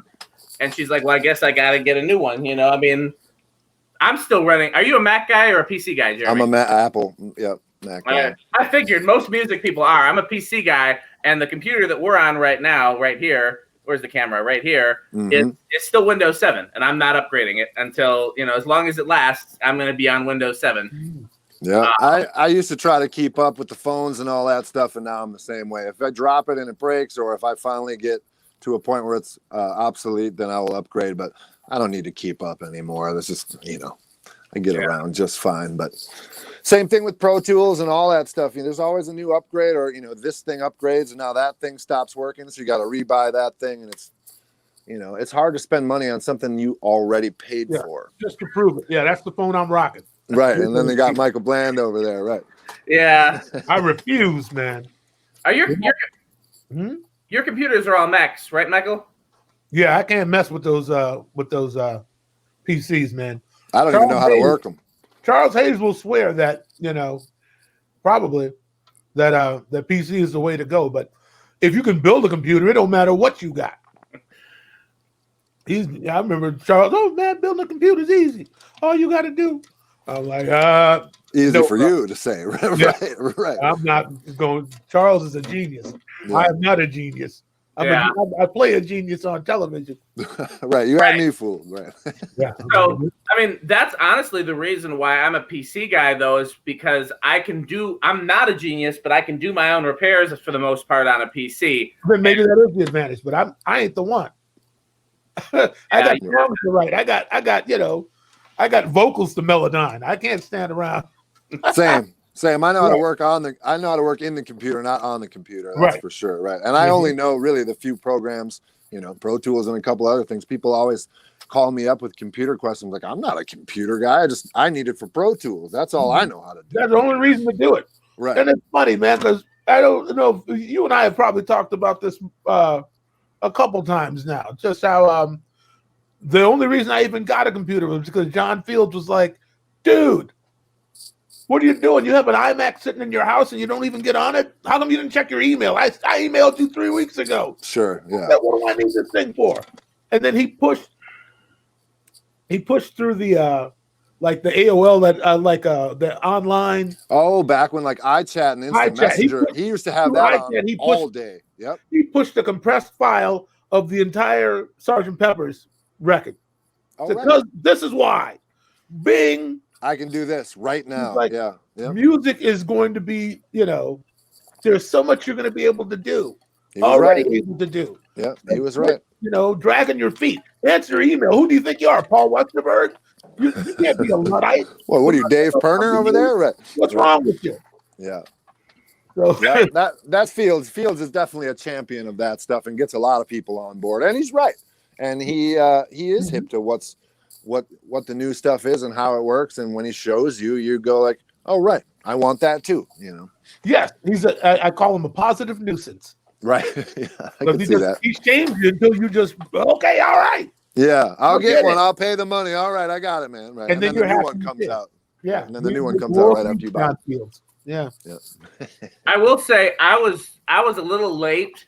People were telling me for years, oh, you got to get a recording rig at home because then I can just send you the files and you can record and you can send them back. And I'm like, oh, but I got a friend who has a studio and I like using this studio. And plus, back at that time, people were still flying you out for session work. I'd fly to LA and do session work and fly back. And I'm like, why do I? And I grudgingly finally got into it later than I should have, but still like before I still got in early enough to the point that I didn't like stop working. Yeah, but like it's crazy to think that now like so much of the music industry, nobody leaves their house anymore. Right. And that was pre-pandemic. Now you really can't. Right. Right. Yeah. That's true. Yeah, it's really true. And it's only getting better. I bought a plugin the other day that I can put on my master fader and I could send both of you a link and now you're listening in real time to my master fader. Anything I solo, anything we want to work on in real time, you can hear my Pro Tools mix. Really? Yeah, it's incredible. It's $10 a month. It's What's called Audio Movers. What's the latency on that? What's that? Go ahead, Michael. No, I'm just typing it. I got to get into that. It's fantastic. Yeah, but because I'm working on this record with a guy in San Francisco right now. Oh, hi everyone. Oh, whoa, watch out. Is she here? She's in the messages, but I don't know if she's dropping in. She's got she's got 30 minutes if she wants to drop in, Tiffany. Tiffany's in the messages. She ain't on the show yet, though. Kim was waiting. You let me know if Tiffany comes on. Oh, you hear that, Tiffany? Tiffany, will you do us all a favor and just come on? Come on, girl. So I was asking though, what's the latency on that? You can set it as low as 0.1 milliseconds. Okay. It's pretty incredible. I was playing a mix to a guy the other day, and he was bobbing his head in time to the mix. And I was like, Tiffany's in the messages, but she's not on yet. And then I just yelled to ask her to come on. Michael's having a whole. Everybody waiting for Tiffany. This might as well be her show. Come on, girl. Right. She's having dinner. I'm gonna tell her that you're having dinner already too, but she still might not make it on. Right, that's not stopping someone. That's right. Right. Yeah, hey, listen. Man. But yeah, Audio Movers, incredible game changer for me, because instead of getting an email, I'll send you a mix and then you can send me some notes and I'll make an update and I'll send it back. And now I got a guy on Zoom and we're talking here and he's listening and it's full quality. It's unbelievable. It sounds great, works great. $10 a month. You can start it and stop it whenever you want. Something else. Technology. Great. So somebody was asking me the other day about doing music virtually with everybody's in their own home studios or whatever, but doing it in real time. And my thing was I assumed that connection speed and latency would be prohibitive for that, but it sounds like we're kind of getting there. I think it's getting closer. I don't think you can actually do a proper rehearsal and be sending things kind of both ways at the same time, but this Audio Movers thing is the closest thing to that type of real-time Pro Tools situation. So I'm assuming that, especially with the current state of things, that online rehearsal is going to become real pretty soon. I'm sure somebody's working on it. I wonder what the requirements are going to be for your internet connection and for your machine, because I feel like the prohibitive thing is going to be people not having a fast enough internet connection and people not having a fast enough computer. Right. Well, right back to that. It's time to upgrade that internet and buy that new machine and spend that money. Hey, get that brand new thing. Gotta have that new one. Yep. Oh boy, they got it. They got it for real now. Do you remember Res Rocket? I don't know. Res Rocket was a program that I tried in the 90s. A lot of people tried in the 90s, where you could essentially jam with other musicians over the internet via MIDI. Oh. And how bad was it? Well, it wasn't in real time. You would lay a track. You would all be in the room or in the studio. I see. And then you would lay a track, and then somebody else would come and lay a track, and then somebody else would come and lay a track, and you'd have created a song. And I found it to be very enjoyable, but not anything you could really use professionally. Sure. But it was fun. I was essentially a kid, so it was a fun way to get out and network and make music. But I don't think it was practical. I mean, you had the limitations of MIDI, period, just with sequencing and quantization and all that, but it was ahead of its time. Yeah, it sounds like I never heard of it, but it sounds like it was probably pretty fun. I don't even know how I found out about it. And then so you'd get these guys, because this was back before, everything was. So you get these guys that would buy the full-on electronic drum kits just so they could be in those rooms playing drums and stuff like that. Right. And I remember when my MIDI keyboard, I don't remember if it broke or I had to give it back to the school or whatever happened to it. And then I was sitting there on my computer keyboard, using the computer keyboard as a keyboard, because that was. Right. But yeah, it's crazy to think what you can do now. I mean, I'm still happy that you can send me a session and then I can send you back the WAV files. Right. that alone is still pretty. Sure. It's changed the game so much for music. Yeah, I don't think we're gonna see Tiffany. By the way, she's. I think it's date night, so maybe another time. Right. I know she wanted to see Jeremy's hair, but well, it's here. It'll still be here. Although I am talking about getting it cut off. I'm not sure how much of it quite yet, but I gotta get a haircut. I gotta get a haircut one of these days. It's been months at this point. Is your wife complaining? Complaining might be strong, but she's not against it. Put it that way. Oh, hey, did you mention that thing to her? I did, and she said it sounded probably very doable. She said, go ahead and have her turn in an application, and I just need to pass her full name along to Karin so she knows to look out for it. Okay, so should she get the application at the store and then bring it back there? Yeah, and then just between me and you, I'll give her full name so she knows to keep an eye for that application. But she said absolutely. So okay. Yep. For those of you viewing, I'm not looking for a job at a retail. No, we're avoiding jobs at all costs. That's what this whole thing is about. Right. What do you guys miss most about the real non-COVID world? I mean, I think an obvious one would be being able to play concerts for musicians. Yeah. You know. Yeah, our tour got cut by a whole week. That's revenue we're never going to be able to make up. Right. I mean, other than that, I can't speak for Michael, although I think I kind of can. We're both kind of homebodies, so our day-to-day probably hasn't changed as much as many other people's, for sure. Well, yeah, I mean, I guess when I told you that thing about Westerberg, when the young Rod ran into him in the neighborhood, and he asked Paul, well, what has changed about you? How are you handling this pandemic? What pandemic? The way I live, nothing's changed for me. I stay in the house. I go out when I eat something. Like, really, it has had no effect on me anyway because I don't like people and I stay in the house. Right. I mean, I'm not that far removed from kind of that same story. I mean, I'm home. Yeah. I'm at home working. I'm not out and about. I'm not going out to clubs. I'm not. That's never been me anyhow. So yeah, we work on music and then we go play music. Then we come home. We work on more music. Right. We're lifeless. You know. Yeah. I mean, for me, it's like it's funny because I remember telling somebody like, you know what. For as long as I can remember, like me, I mean, you have friends and you have relationships and whatnot, but you know, when you're a lifer like us, music is really that one constant in your life that you cling to. That you know is like it's created opportunity for you. It's built bridges between you and people who matter to you. It's been everything. I could probably count on one hand real friends that I have not met because of music. Right.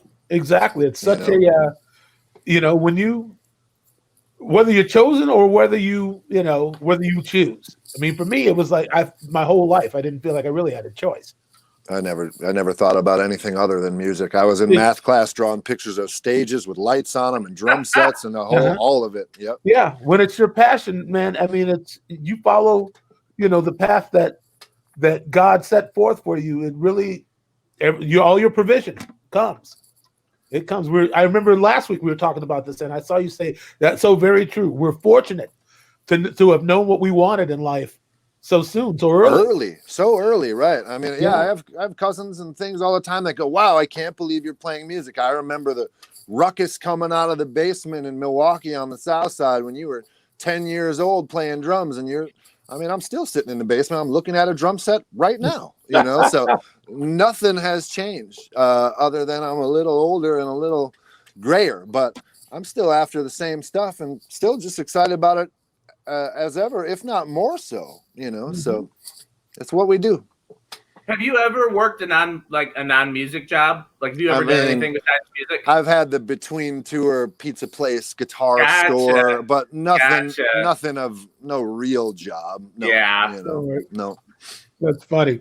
No, without over the years, you have years where it's lean, and you have years where And I remember one time, me and Sonny. It probably was like right after when Prince fired us and nobody thought they could afford to hire us. Oh, sure. Like, man, you're gonna walk into Walgreens and see me behind the counter right. with a white sock on, like when you need this by. Oh, back working in the pharmacy. Yeah. I mean, I feared it for so long as a younger man, and now that I'm to the age I am, like I think I'm too far gone. I don't know if I would be able to punch a clock. I've never done it. Like I don't know if I could, I mean, even at the pizza place, if I was supposed to be there at 4, I was rolling in at 4:30 and everyone's going like, listen, man, like how many times are you gonna do this? It's like, listen, man. Yeah, I don't know until you guys let me go, and then I'll walk over to that pizza place and see what they got for the next 2 weeks, and then I'm back on the road, and I don't care anyhow. Exactly. You know? Right. That's so funny. So, were you late because musicians are chronically late, or were you late because you were doing music? I was only late because I was watching, and I thought Maya was in there and doing her thing, and I was just like, you know what? I'm talking about the pizza place. Oh, I'm sorry. Talking about. I mean, I was late just because I was late. The only thing I'm on time for is band practice, and I'm early to that. Pretty much everything else I'm late because I can't be bothered. That was my reason for asking the question, because I already know that if you, from what I know from Michael, and from like if you work with Michael, you're on time for rehearsal. So I was just curious if like the reason why you're on time for rehearsal but not the pizza place is because you're too busy doing music. And I'm writing this song and I got to finish this song before I get to the pizza place. Yeah. Or it's just like, I don't give a fuck about the pizza place, so I'll show up when I want to. Probably a little bit of both for sure. But I mean, it goes all the way back to my very first report cards back in Milwaukee. Jeremy is a bright student, but he does not apply himself. Like, well, that depends on the category. You put me in front of music, I'll apply all day. You know, you put me in front of an algebra book and I'm probably back to thinking about music and not applying myself, you know? So, yeah, again, like if it's important, I'm late to everything, but I'm very rarely late to rehearsal, usually a half an hour early, getting the lights on and getting everything happening. Yeah, it has to be very rare occurrence for you. Right. And then that would be because like, oh man, I was in a session. I told those guys I had to leave at 8 and now all of a sudden it's 8:20 and I'm just leaving and I'm so sorry and I'm on my way, you know, but it's, I think also the other part is just the endless ragging from Pern. Like, sure. It just, he'll just make a mountain out of it, you know? Yeah. Right. Yeah. No one wants that. No one needs that. Have over you. You can't let him have the satisfaction. Right. If he doesn't have any ammunition, he can't take any shots. That's right. Right. The song that you just walking in on, bro. Right. Right. You know. I was kind of trying to process that because, like, my whole thing was like the same focus that I applied to music. I tried to apply to everything, and I did it, but I hated it everywhere else. So I'd be on time to math class, and I would get A's in math class and be miserable, you know, but then I'd be on time to rehearsal and I'd apply myself to rehearsal and be happy, you know. I was just kind of trying to like, because I wonder if I would have been happier if I would have cared less about the things that I didn't care about, you know. I understand what you're saying. There's good and bad that come with that, though, because you got a lot of people telling you that. You know what? I think it depends on how much rebellion you have in your heart. If you really want to do good and you don't want, you know, some people can't take the fire of, like, you know, messing up in front of people or just, you know, being that honest about what you care about and what you don't. I mean, also, you know, I guess it's all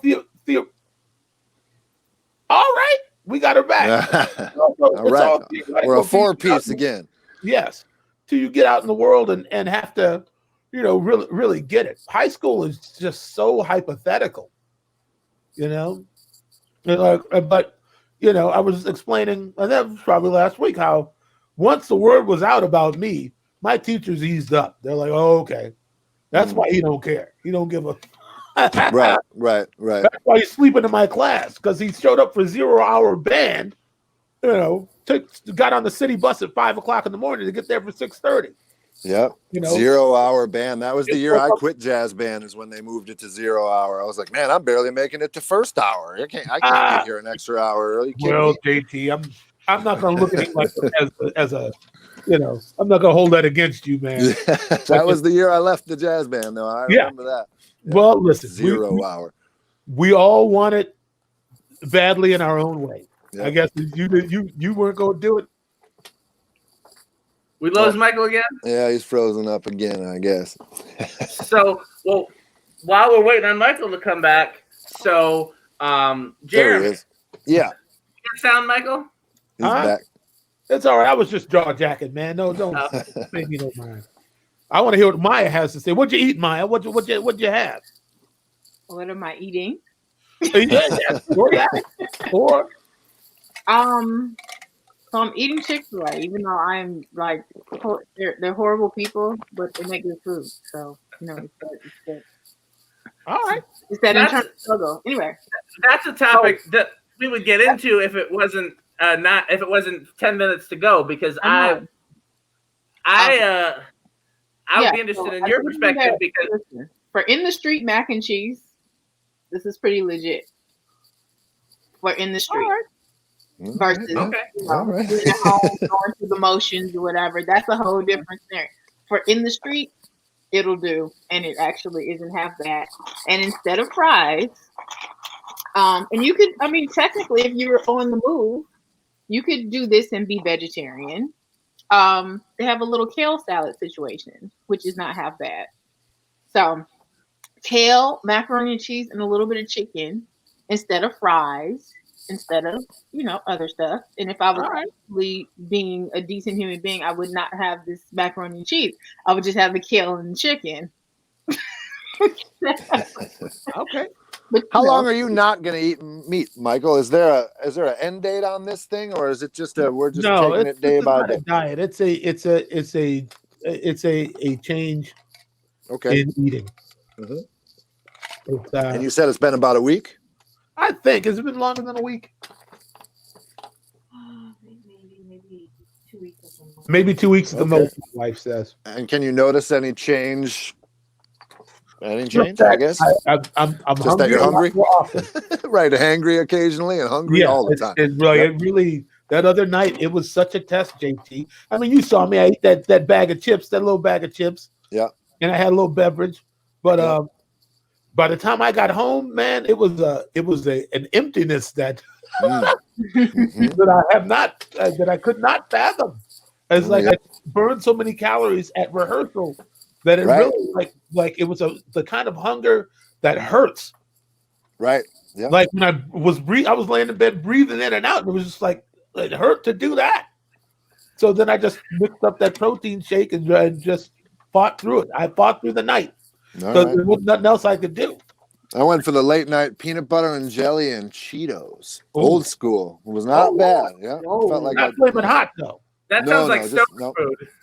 Sounds like what? Stoner food. Yeah, I'm not really doing that right now, but I don't know. You get home from practice, it's like you gotta have something. You don't want to stop at a fast food place, so. Yeah. So the joy of Pepsi of going without meat though is you can eat more vegetables because you're not that same caloric intake as far as like a meat. So you can eat more of it and you can help yourself get full that way, and it's not as detrimental as eating as much meat. I know that, but for it's me, not the same full though, right? It just isn't. Well, there are alternatives though. No, you're right. Yeah. Like I love a good lentil loaf, and I can make one, and it's really, really good. And I prefer it over meatloaf. And I could see that. Lentils as options. Like my mom makes lentil tacos. Oh, so her friend made up just some hood stuff, but it's amazing and it works and it's great. So New Year's Eve, my mom's friend made this up, and my mom makes it every year. She calls them African tacos. So it's a tortilla shell fried like you fry your hood tacos at home in the grease, whatever. Mm-hmm. Instead of meat, the black eyed peas are your protein. And then there's a slaw made of your cabbage and your carrot. And then homemade Thousand Island on top of that. Ooh, watch out. Yeah, sounds good. Yeah. Sounds good to me. You don't miss meat. That's not very taco-y, though, is it? I mean, what's the taco part? Anything in that shell is a taco. Here's the thing. Yeah. Put up Patty Sullivan's comments right here, right quick. Oh, she's really like describing another alternative. Also, here at the house, they had meatless tacos last night, and I went to rehearsal at ate it before they even made them, so I didn't get to partake. Are the girls doing meatless too, or just you and Kim? Well, only one of them still lives here. Oh, that's right. She's attempting to go vegan, so she's trying to go all the way. Whereas I think that Kim is somewhere around there, but has not quite reached like we're not like going gluten free or any of that just yet. You know, the first time I don't remember where in the sequence it was, but the time that I brought Isabel up to work with you on music, you and Kim had gone meatless back then too, or at least you were doing fish. I think you were doing like pescatarian. Probably. I mean, it's been quite a road to get here. You know, just having the willpower and also really just I mean, I can only imagine that my relationship with food is rare, but maybe it's not. It's just there's a lot of emotions involved in it. You know what I mean? It's like I really was surprised what started to come up just from the elimination of certain things from my eating. And it's almost like you saying goodbye to an old friend. Well, and it's not just mental, right? There's physical changes that happen in your stomach and cravings change, and it's a different thing, right? But it's like that kind of gratification you get from eating exactly what you want. Like that's something that I have to be dead to now. You know, I'm really like whatever my wife serves, I'm happy to get it. Because by the time it comes, I'm so hungry it don't matter what it is. Right. Yep. And not that she can't cook; she's a great cook. But sure. Yes, but how do you like that? I don't like eggplant. That don't mean I don't like her cooking, but that flatbread went right down. We said hot sauce. Give me a little hot sauce on it. Delicious. Yeah, there's an input. There's some input from Todd there. Well, you know, Todd, I'd feel differently if I didn't feel like, you know, my work is not yet done on this planet. Yeah. I have things I still need to accomplish.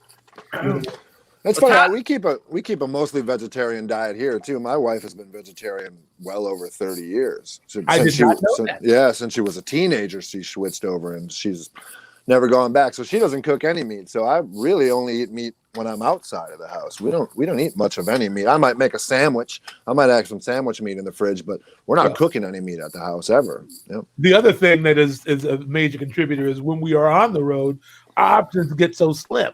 Yeah. Right. So I don't, you know, I mean, I'm going to carry this thing and I'm going to be loyal to my word and my commitment and my goal. But, you know, should we ever have to get back on a tour bus, you know, right, when all that's in the parking lot is RVs, you're gonna probably I remember Barbarella was the first person I knew who went vegetarian, and his wife convinced him to do it. And we were in London, and over there they have a thing called Tennessee Fried Chicken. It's a ripoff of the franchise, obviously. Right, and, Tennessee Fried. Yeah, and we TFC. We made the tour bus pull over outside Tennessee Fried Chicken, and Morris went in, you know, to score. We gave him the money. He said, "Man, I'll get the chicken." To score. Listen to you. Morris went in to score, man. Barbarella had to go in, you know, and all they really had available for him at that time was, you know, biscuits and corn on the cob. Right. Like, that's what he had to eat. And and Morris brought back some chicken for me and Sonny, but Morris is from down south, and the dude gave him a hassle about like more biscuits. And I guess the guy told Morris could see the biscuits and said, hey partner, give me 6 of those. And I can't. Well, why can't you? Those are for families. He kept saying those are for families. I think he tried to mean like he was meaning like if you buy a family meal do you get the biscuits. Right. But Morris was so mad by the time he didn't want nothing. He came and he put our chicken. He wasn't rude about it. He put our chicken on it. Man, this dude, I'm about to He started rubbing his head. Woo! I'm so hot right now. I'm from down south. I eat bread with every meal. I have bread when I eat. And this mother in here trying to tell me. And I looked at Barbarella and he looked so sad sitting over there with his corn on the cob and biscuits. Smelling that Tennessee fried chicken. Yeah, and just looking at us, and he'd get sick on the road, maybe have something that was conflicting with his diet. And we'd be like, we're going to McDonald's. You want anything, man?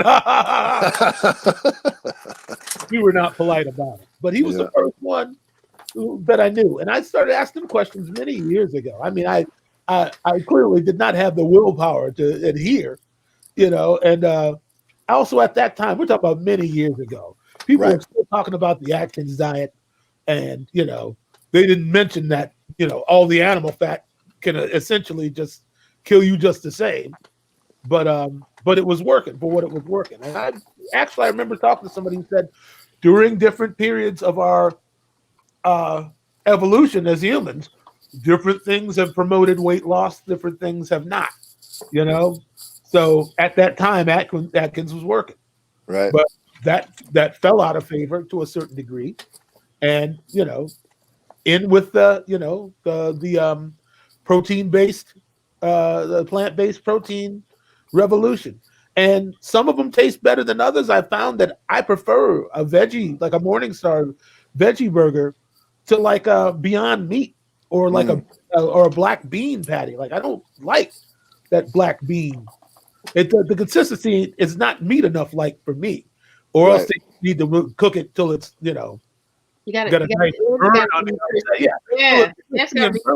Then maybe it would give me a little more. But I had a smash burger like black bean the other day, and I was like, yeah, you get the burger feel, but I'm anyway. I don't know why am I telling y'all all about this.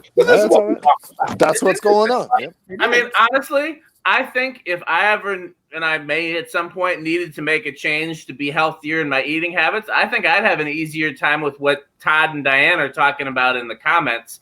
Both of them are keto, which is, you give up all the carbs and sugars, but you keep the meat and the plants.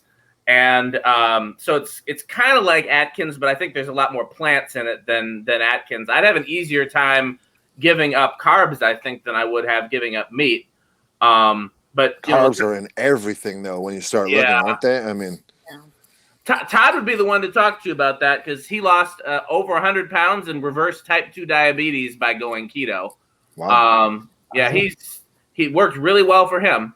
It doesn't work for everybody. Everybody's metabolism is different. Yeah. I mean, my sister keeps saying that, people in our family apparently we don't have any sort of like heart attack deaths in the history of our family. So, I mean, it could be that some other option might give me a different kind of gratification. But the reality is that what has to die is the headspace, is the emotional baggage. It don't really matter. And so and also I did 50 years. I did whatever I wanted to do. Man, I've had some of the best meals possible in corners of the world, in corners of Chicago. Oh yeah, sure. I'm like what's his name, Howlin' Wolf. I have had my fun. So it's a new day. It's for me. It's time to get serious about self-preservation and get on the real duty because you're not going to always be able to just Yeah, that's right. Yep. Always is not even promised to you. I used to tell myself, you're eating all that meat will kill you. I'm like, I could go out, I could get hit by the Schwann's, man, the Schwann's truck, getting the mail out of the mailbox. The life is not promising you either way, but the reality is I'm still here, and so I have to be focused on the quality with which I live at this point. Sure. And I don't have any regrets. And I'm learning a lot about myself. And I don't know. We're just rapping cats. It ain't gonna be for everybody. But right now I'm letting my wife call the shot. So if she decides we're doing it the wrong way, then I'll follow her the right way. Your wife is no dummy, and she cares about you. So that's you're right. So you're in good shape there. I am surrendering to her counsel. I have a question for you, Michael. Yes, ma'am. You mentioned not necessarily being a fan of musicals, but how do you feel about Cole Porter songs? I don't have an affinity for Cole Porter. Really? You know what's weird? Full disclosure. Once I got turned on to Duke Ellington, I left a lot behind. Duke wrecked me.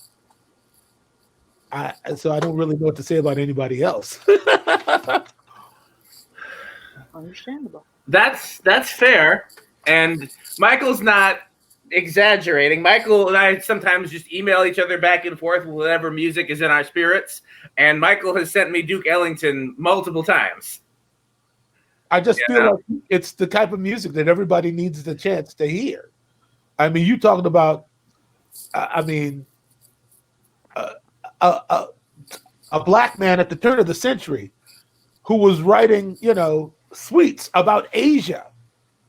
What is it? Black, brown, and beige. Writing. I mean, he was so early on in the uplifting of black culture, and just being international like that. To me, he was like the first. It was like he was showing you where he had been in the world. I don't know. Just to me, he's like the baddest cat who ever walked. I think Miles Davis said that every musician should take one day and get down on his knees and thank God for Duke Ellington. That was Miles saying that. So, and I don't have anything against Cole. I just, mushy love songs, that ain't really me. But I got a hard time with musicals too. Not a fan. My wife absolutely loves them. We went to see Hamilton, and I enjoyed the show. I really did. But musicals, not for me. We talked about that. I think we talked about me going to Hamilton. Yeah, I was like, do you think JT's really going to go? I was asking somebody else. Oh yeah, I went. I enjoyed. It was a great show. I mean, it's top-notch production. It was fantastic to watch it live. To watch a musical at home on my couch and watch a DVD and listen to those songs and that whole thing. I pretty much could find anything else to do and be more satisfied with that personally. But yeah, I get it. Some people are musical people. Right. I don't have anything necessarily against it. It just it ain't really for me. However, I did see on one of those old Ed Sullivan shows recently an opera singer, a dude I'd never heard of before, and I ain't no opera fan, but this dude got to me, man.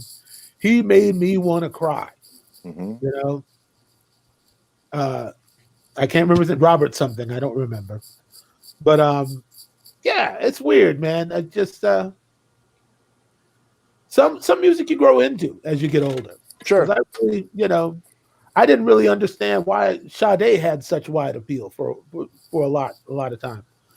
But as I matured and my ears start changing, I'm like, oh, okay, I get it. I understand. It's something she got. It's funny what Jeremy said, because I love musicals and I grew up in theater. I grew up doing the music for musicals and doing the lights and doing the sound and like. Yeah. I grew up making fun of people like you. Same. So, but to me, that was part of the whole stage experience, just like doing a band show. Like I loved it, which is kind of how I got involved in doing church stuff as well. Like it's all the same concept to me. But the one thing I'm with you on is I would never want to sit down and watch a DVD of a musical. For me, the experience is being there in it. Right. It's a thing that you become a part of. You suspend disbelief and you become part of the mechanism. Sure. And so I would, going and seeing it live is one thing. Seeing it on tape, I was going to say, but I guess that makes me sound old. Is another. But yeah, I mean, to me, like actually being there and being a part of it, to me, if I was playing a show at a club with a band or playing in the orchestra pit with a musical, to me, that was the same appeal. Sure.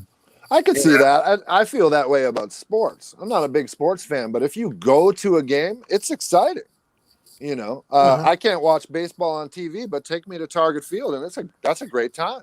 Exactly. Yeah. Wow. Yeah. All right. Yeah. I will say this. On TV, I do not get it. I don't know how to watch baseball, golf. I don't get how you sit and watch that. But being out there, like Jeremy said, being there is a completely different experience. I'm sorry. I was just going to say that I got a little more interested and started listening a little bit more to musicals after I figured out that Prince was really into him. Like he he was telling me, he said nobody knows, but I wrote "Baby I'm a Star" for a musical I was working on. And then I started thinking about it with that like the speed of it and how the chords are moving. Like, yeah, I guess that's kind of a musical type of number, you know. And I think I had my first real breakthrough, and I guess it's not a musical necessarily, but what is that movie with Stella? What is that? Our Name Desire. Yes. Yeah. That's not really a musical, though, is it? No. But the cadence and the writing, is that Tennessee Williams? It messed me up. I actually was laying in bed and it came on like Turner Movie Classics. And I watched it and I was tripping out. I never had such an appreciation for prose. And I didn't even realize. I realized at some point, like, everything's rhyming, but not in a way where it was like conscious. Like something about it. But I guess that's not a musical anyway. So, but he messed me up. It's the same universe as musicals, though. You know, it exists in the same fabric as musicals. It's definitely, like you said, there's a musical quality to theater that doesn't necessarily have songs in it. You know, it's a performance, and there's, you know, it's just like poetry is musical even when there's not music behind it. Sure, absolutely. You can Langston Hughes, you can read it any time, and it never loses its potency. Maya Angelou, same thing.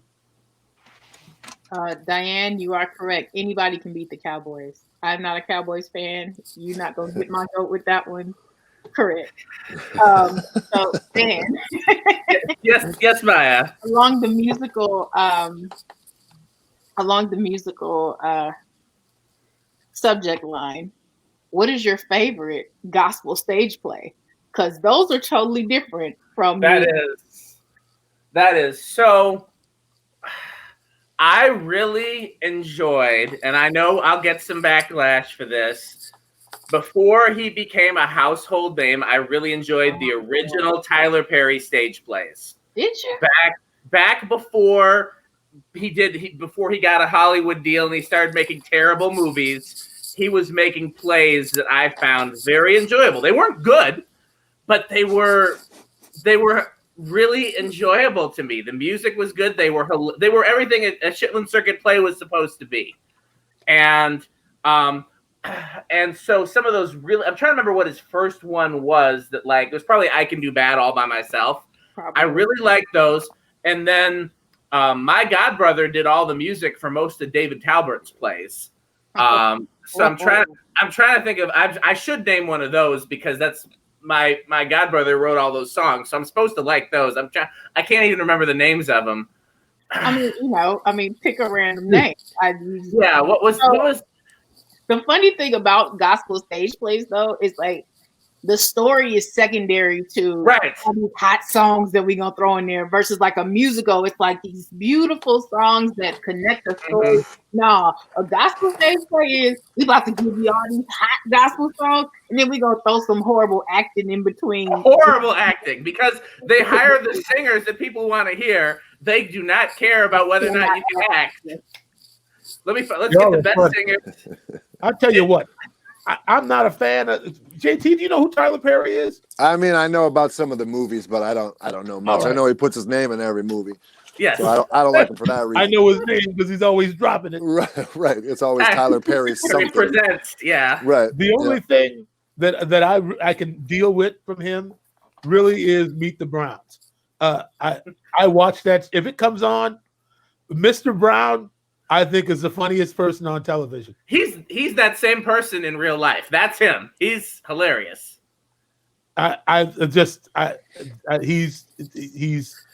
He's adorable, and he's the clearly, you know, comes from the I don't know who he modeled his clothes after and whatnot, but I was watching it one time, I think on the tour bus, and Pern was like, "What are you watching?" I said, "Meet the Browns." Oh yeah? I said, "Yeah." I said, "You should watch it sometime." And Pern started watching it a little bit. I don't know if he still does now, but look at Maya shaking her head. That ain't good for our people. I'm surprised he still talks to you after you recommended him watch Meet the Browns. What's that now? But I'm surprised he still talks to you. Oh, I'm sorry. That's it. I mean, if I'm gonna watch Tyler Perry, give me the gizzards and feet up front. I don't want to. I don't. Just let's go get right to it. I'll take the gizzards and feet combo, please. Because I tried watching one of those. No, it might have been Diary of a Mad Black Woman. It was like the only DVD I had, and I was staying in somebody's pool house in Los Angeles, and the TV was like a little camping television, and they had a DVD player. The only thing they had was Diary of a Mad Black Woman. I was like, I can't even watch this. I'm about to out the window with this thing. I mean, the best part when she almost drowned the husband in the bathtub after he became a paraplegic. I mean, that was like the best part of the movie.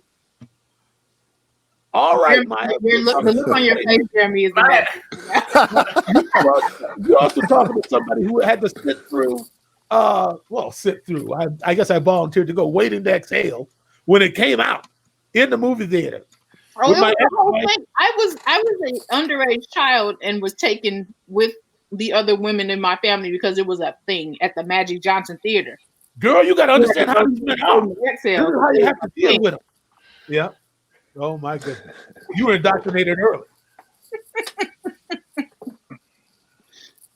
I did not pass that to my child generationally. We don't do that. I don't make her watch those things. Although I did make her watch Imitation of Life. Woo! Yeah. And are you familiar with the movie, Jeremy? I'm not. So this is not a horrible movie. This one's actually good. Okay. All right. Right. Yes. So, and I showed it to my daughter. She was 6, 7 at the time. And it was like maybe 6 months or so after my aunt had passed, who she knew. And so that affected her. And there's a funeral in the movie. And that part, my child lost it. And I was like, oh, crap. Like, I'm the worst mom ever. I don't know if I can go that way. But I will say my parents, it was like, it might as well have been the dinner table. Like, you eat what we eat. They went to see The Exorcist. I went to see The Exorcist. I was probably 6. Man, I remember that too. My mom would come home and watch late night scary movies and have a glass of wine and let me stay up. And I'm like, I'm too young to be looking at this. I'm not supposed to be watching this. Right. They went to see The Godfather, the scene with the horse head in the bed and everything. Oh man, yep. No wonder I'm so twisted. That was all the Scarface when I was like 3. I remember eating yogurt and watching Scarface. But I guess that was the only way he could go because he was on kid duty that day.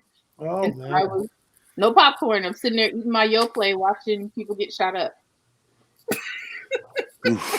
Yep, I remember Unsolved Mysteries used to scare me when I was a kid. My mom would be watching that. I'm like looking out the window, like thinking I'm seeing faces. Right? Yep. It was a cold December day. Yeah, exactly that voice. He still hasn't been found to this day. Exactly. Oh, right. If you put the sketch up on the dude. Yeah, right. I think I saw that dude yesterday. Yeah. Man, that music, that song comes on. I still get a little like, ooh, something's wrong. Actually, very scary. Unsolved Mysteries, dude. That ain't no joke. I will watch it now. There's a new one. There's a new one on Netflix. And I'll change the channel. Unsolved Mysteries. Yeah. That and Law and Order will never get played in this house. No Law and Order? Never really watched it. We got a strange sort of like her baby daddy used to watch it all the time, and my ex-wife used to watch it all the time. So I was like, "You like Law and Order? Hate it. Me too." Perfect. That's I don't care which one it is. SUV, SU, SI. Right. I'm not. But a Law and Order. Nope. See, I like Law and Order. I bet you do. And those people, I also just resent the fact that they did their little show and they're living off those residuals till they die, probably. I'm sure. That's the most heavily syndicated show on television. Well, I wonder if do actors make anything off syndication, or is it just the writers and producers? Oh, I think they do. Oh yeah, yeah. Okay. I was just the Screen Actors Guild. I was just kind of circling back to our conversation earlier about Clyde Stubblefield and wondering if there's Clyde Stubblefields in the acting world whose shows are in syndication, but they're not making anything off of it, you know? No, you may have made a bad deal. Right. Or sold your stake at some point along the way. Yeah. You know, but see, Patty brought up, I was going to ask you guys if you ever watched Twilight Zone, the original version. Oh, yeah. Oh, yeah. We watch it around here still all the time. Yeah. I do too. Like, and so, again, with my diversity work, I see a lot of parallels right now. So, to me, that's one of the best written shows ever produced. If you watch some of the themes and stuff are still relevant right now. Rod Serling was a genius. Oh, very much so. It still looks really crisp too. Like it looks new to me. It's crazy. Yeah, I know what you mean. Just what you guys were talking about earlier, and I was listening when I was in the car about scheduled obsolescence. And there's an episode about people being deemed obsolete. Obsolete, right? Obsolete. You are obsolete, sir. Yes, and it's like, how far off are we from that, though? You know, how far off are we from the Twilight Zone, just in general? Right, we're right there. Had that cancel culture caught on, we'd be closer than. Yeah, it's Nia, stop making me love you. I didn't even know she had that. You gonna lose your woman to Maya? Apparently, Maya and Tiffany have something planned to steal Nia from me, but I'm okay with it. You know, we can share. Well, be careful what you wish for, my friend. You know, I'll share with Maya and Tiffany. They're amazing. There's an episode of the Twilight Zone where it was at 16, girls had to pick what body or what face they were going to have, and they had to have surgery at 16 and pick out their new look. And the girl who was the subject of the episode was like, I like my look. I don't want to look like everybody else. And people had to wear their names on their little bodysuits because everybody had either one of 12 faces. Right. Because they had to pick a new one. And I was like, my God, like this happens because what's the theme now? Everybody goes to Dr. Hollywood and goes get a new ass and a new chest and a shaved down nose because everybody wants to look like a Kardashian or wants to go look like whatever now. And it was like, this dude wrote this 60 years ago. That's crazy. We were having this similar conversation yesterday. We're talking about how I don't think a model should be allowed to have plastic surgery. The same way I don't think a UFC fighter should be allowed to take steroids. I think it should be based on what you got. Yeah, but you know what? I mean, ever since the airbrush thing, true, all bets are off. True. But I don't know. I feel like I see a lot of people buying the bits that they didn't have to then make $1 zillion as, wow, look at how amazing she looks. It's like, well, yeah, after 17 surgeries, she looks all right. That's the thing. I get where you're coming from, JT, and I agree. But people are too. You're right about the airbrush thing. It started way before the plastic surgery, and it's a slippery slope. But even that, on that, it's fraudulent. Right. But then if we go that far, then we got to stop auto-tuning these vocals out here, and we got to stop doing all this other stuff. No weed, no fake eyelashes, no. Exactly. So I guess when you start digging in, but it's just we were talking about it. We're like, well, look at this. This model's got more money invested in her face than I'll ever have. Like. We know what we've learned as men, JT. We can't tell women what to do about how they look. They're gonna do what they're gonna do. Yep. And unless you planning on playing for the other team, you're gonna just take it how it comes. Fair enough. Yep. I think that's astutely said, Michael, because one of the things that I'm still trying to figure out as a man is there are a lot of things that women do and women care about their appearance that have nothing to do with us. And they really no, right. And I'm so narcissistic and self-centered that I'm like, well, clearly you did that for me, right? No. That's why also every once in a while you catch them wearing something hideous that you don't understand, but their girlfriend goes, "Oh, girl, that's cute," and you going, "Ugh, it ain't for you." Your opinion is not needed.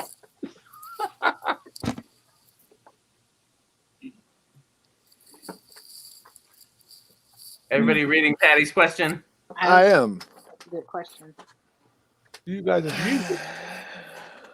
I don't know. I mean, does it change things? Certainly. But I think a lot of great music also wouldn't be as great without some of the tools. A lot of modern music relies on those tools, not necessarily to fix things that were broken, but as a tool, as a new sound or as a different approach. And I could see both sides of the coin. To me, it's the magician. It's not the wand. Whatever. That's right.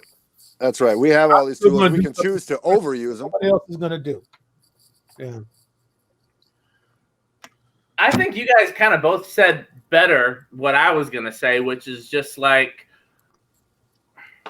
I can see the beauty in not having the tools, and then I can see the beauty in having the tools, and I would rather have them, but sometimes I don't enjoy the product when the tools have been overused. Sure. Which I think ties into the other conversation about when it applies to models and whoever else. Obviously some people do enjoy the stuff that's been quantized and auto-tuned to death, because otherwise it wouldn't sell. There's obviously people that enjoy it, but as a musician, I mean, on the one hand, I get what Patty's saying about enjoying the mistakes. I'm just thinking back to like some of those old like Bob Marley records where they started at one tempo and ended at a tempo that's almost double. Would I enjoy it more or less if they'd been synced to a click and the tempo stayed solid? I don't know. Well, here's the thing, though, is that no matter what Carlton Barrett was playing, Bob was cussing the beat out of him anyway. Because I don't know why Bob probably because Family Man and Carlton were brothers, or Aston. I can't remember now. Yeah, but they were brothers. So you weren't going to break up that rhythm section. But what I heard is that he used to ride that dude. I heard that too. What the blood clot? Bob wanted to be easy rocking. Hi, Mike Constantine. I've seen you've been trying to, He's got a few good questions in there. No, there's no, they don't need me, Mike Constantine. Soul Asylum needs me. MPG does not. We certainly do need you, Michael. You know that. But I guess that's all I'm going to say on that. Yeah. Yeah, as far as the tools for the music, to me, at this point, it's whatever makes the music come out of the speakers the way the artist or the producer wants it to, whatever it takes. Whether it takes some fixing, whether it takes no fixing, whatever that final vision should be, I think, use the tools accordingly. I mean, they certainly get overused. We talked about it. I talked about it with someone the other day that at some point auto-tune became a step in the process, whether it needed it or not. Like if there was Ella Fitzgerald here today and you put an 18-year-old engineer at Pro Tools, when she got done singing, he would probably start tuning because he thinks you're supposed to. Mm-hmm. That I don't think is what it's for. Yeah, I got you. Here's it. While we're on the subject, we should be wrapping this up pretty soon. Been a lot. Phineas, Billie Eilish's brother, has been talking a lot lately about the process of making that record and so on and so forth. Some of it I believe, some I don't. I hear you on that. Because he first came out talking about he did the whole thing on Logic or GarageBand. It's like, and that's what inspired me to actually go to GarageBand and look around before I moved to Logic. Yeah. Like, this dude, I bet maybe he started on Logic, but somebody mixed that record on a Neve. And it got a little help. It got a little help somewhere along the way. Stories because people are asking him. And I think what he's probably doing is he's throwing out disinformation to throw you off the track. That became cool at some point. I recently worked on a record. I just read the press release the other day, and it said that this entire record was recorded on analog equipment. The whole record was done in Pro Tools, 100%. So at some point, they ran it through a 2-inch and came out the other side with the compressor. I don't even know if they did that. I think that the press release just seemed that somebody thought it would sound better to say that this record was recorded on analog equipment. See, that's not cool to me. Me either. I was surprised reading it. Like, really, that's interesting. I played drums, and I remember looking at a computer screen all day. So I don't know what you're talking about, but. So, see, because I'm one of those musicians that grew up reading the record credits like Bible, Any record that I loved, I wanted to know who played on what song, where it was recorded, who was the engineer. That's how I learned to love a lot of the musicians that I wound up loving, was from reading record credits. And the idea that there could be misinformation in record credits is, Well, that's been the case forever, though. For you, I know. That's been the case forever. Let me say something. The other night when Pete and I were coming to rehearsal, Material Girl came on. And I thought to myself, it's like, I've always thought this song is kind of cheesy, but something about it got like something's hooking. Like, I never turn it off. I'm listening. I'm like, and I thought to myself, that sounds like Tony Thompson playing drums. And I said, well, Nile Rodgers produced that record, that Like a Virgin record, didn't he?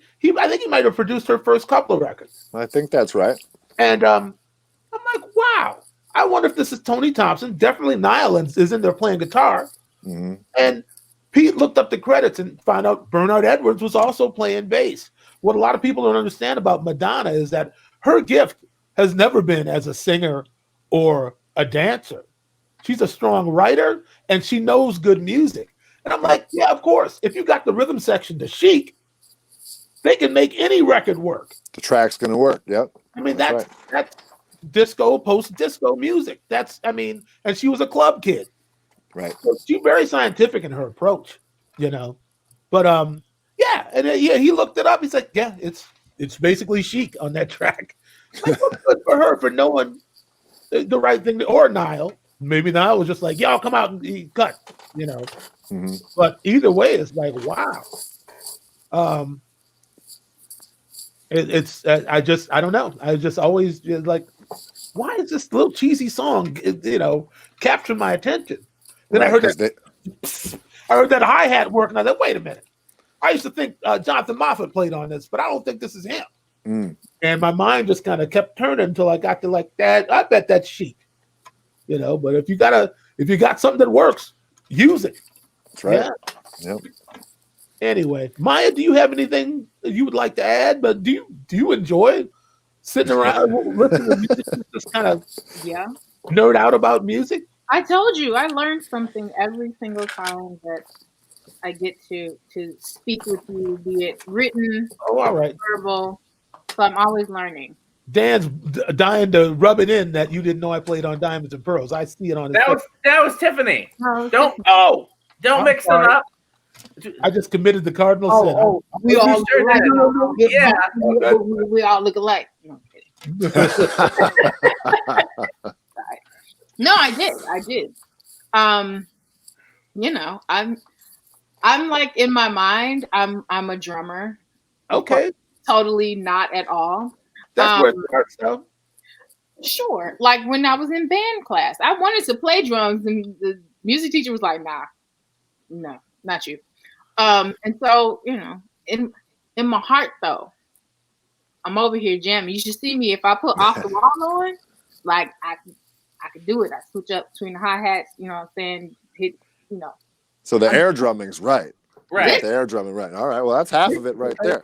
You tied on the air drum. Like top of my game on the air drums. But no, just music. I grew up around music. My father played a lot of classic rock when I was younger. Yes. And it was funny. One of my history teachers in junior high school, he was trying to stump the class because he was bored and didn't have a lesson plan that day. And so he was playing all these classic rock songs, and he was just like, whoever guesses this, I'll give you 5 extra points. And so he would play something, and I was raising my hand, and he was like, South Central LA, born and raised. Right. How does she know this song? Right. I was like, Cream, The Who, like he's just like both hands. Yeah. Pink Floyd. Yeah. By the way, Nia, no, my racism didn't jump out. My old timers jumped out. I just couldn't remember who said it. It's all right. My racism stays out. The music is around in different forms. My uncle used to be a DJ in LA, so it was we always had the radio on. He did drive time shows for a very long time, and so it was a omnipresent source.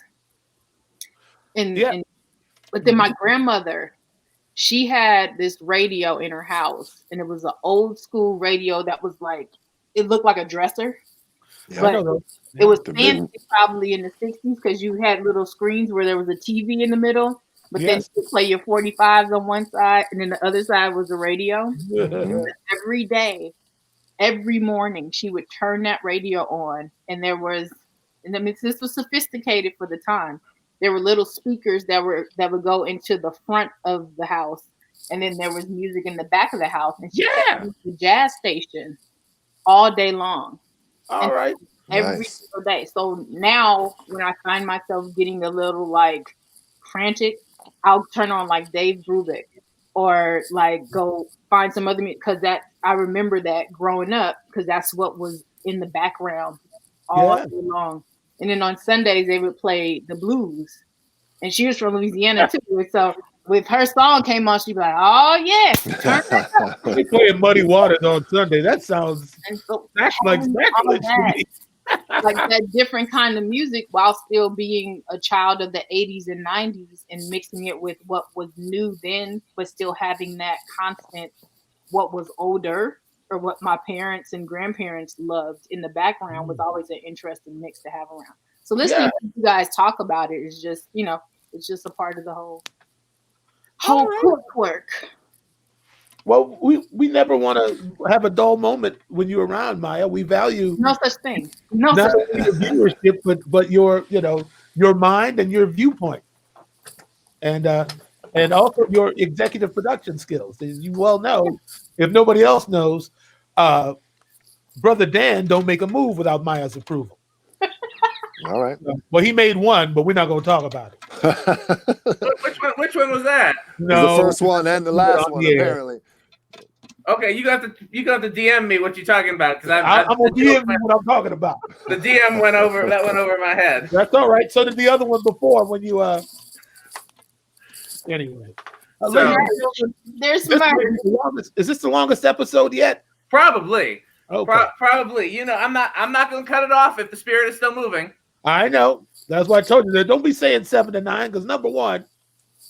Well, the reason why I say 7 to 9 is because when I just said 7, people kept being like, "Well, if I come at 8, am I going to miss it?" I'm like, "No," and I got tired of saying that. So at least this way, that's similar to a sound my wife makes when she can't. The words ain't gonna come. It's a feeling. So she just starts. I said, "What is that?" She said, "It's a feeling." It's universal. We all can relate to that. Yeah, I know. Yeah, but you know me. I always, push it a little further than it need to go. Jeremy, do you have your MUSiPOLiTiX merch yet? No, I do not. Not yet. Well, everybody who's watching, if you still stuck with us, we still have almost 30 people watching at this late hour. If you don't have your MUSiPOLiTiX merch, we got shirts, we got coffee cups, we got masks. You got anything handy, Maya, to show? I know Maya's got some of the merch. I got my dance shirt on. You got any of your merch handy, Maya, to show the people? Oh, it's over there. I got some over here, Maya's too. I'm so like I'm trying not to be a person of my own stuff. I really am. I'm trying not to be cool. Here we go. There we go. Be a possibility. Thank you. I want to be on Maya's show. I want to be on Maya's show. When's that gonna happen? We are going to arrange that so that you can be on the podcast. Yes. All right. I need to branch out. Dan's always elbowing his way into my, territory and whatnot, playing around, trying to squeeze me out. See how it is, Dan? I work on the sideline. See, it's actually the opposite. I'm always trying to push Michael to do stuff. I want Michael to do more. I want Michael on Maya's podcast, Monday Moments with Maya and Michael. You pulled him in. You pulled him in. Now he's ready to branch out, just like that. I gotta circulate now. My style. Hey. So whenever you're ready, Michael. I'm serious now. No, I am too. Ooh. All right. Play no games. Play no games. No, we're gonna set it up. I'm like 3 episodes. I actually need to edit tonight. Because I have 3 episodes in the can, as it were, that I need to edit. Which is a great thing. It's a great problem to have versus I don't have any guests. I don't know what to do. Which y'all are familiar with. Fantastic. I'm excited to experience what it's like when the tables are turned. You know, it's going to be the greatest enlightening conversation ever for me. I hope so. When you said enlightening, I'm thinking about that episode that when Lamont was going back to Africa on Saturday night. And he said to his dad, he said, "Pop, it's a whole discovery about Africa. It's going to be very enlightening." He said, I don't need to be no lighter." Enlightening. I don't need to be no lighter. So Maya, where can we go to hear your podcast? You can. It's housed on Anchor. But if you go to my website, beapossibility.com, I just updated it last night. It's on the front page where you can actually see all the episodes that I have and listen right there. So I've made it easy. I'm working on it. I'm getting better. Listen, I'm a one-woman show over here. It's a lot. That's all right. You can do it. You can do it.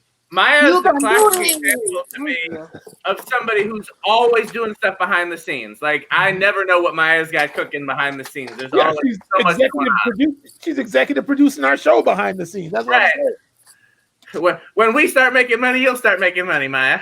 Yeah, exactly. Let's start making money. She's booking our guests. Right. Jeremy, you got any links to share with the good people? No. I'm not promoting anything, man. No. www.soulasylum.com. Right. Yeah, check out the band, check out the new album. Right, that's all I'm into. Yeah, hurry up and wait. Name of the record. That's right. Doing very well. Did we drop the acoustic thing yet? The acoustic. I think that's out too. Yeah, I think that's out. Born Free. Born Free. It's called. That's right. And also tune in for the streaming tomorrow night on. Is it Spin? Yeah. Instagram. Dan and Ryan are taking over the Spin Magazine Instagram for a couple of songs and a couple other things. Yeah. Central Standard Time. Is that right? I'm not sure. Yeah, that sounds right. Yep. Yeah. So, all right. Do you want to give the benediction there, Dan? Well, may the Lord watch. We already talked about that. Don't do that one. Well, I didn't say don't do it. I just said what it doesn't have positive connotations, but it's what everybody knows is the benediction. Okay, we'll do it. So may the Lord watch between me and thee. I'm not doing it. I don't like that one. I know you don't. If you're not gonna be good at it. Be blessed. Come back next week. Thank you so much. Be a possibility. Everybody that's stuck with us for the how far over are we? 37 minutes over. We love you guys. We'll see you next week. Thank you, Michael. Thank you, Jeremy. Thank you, Maya.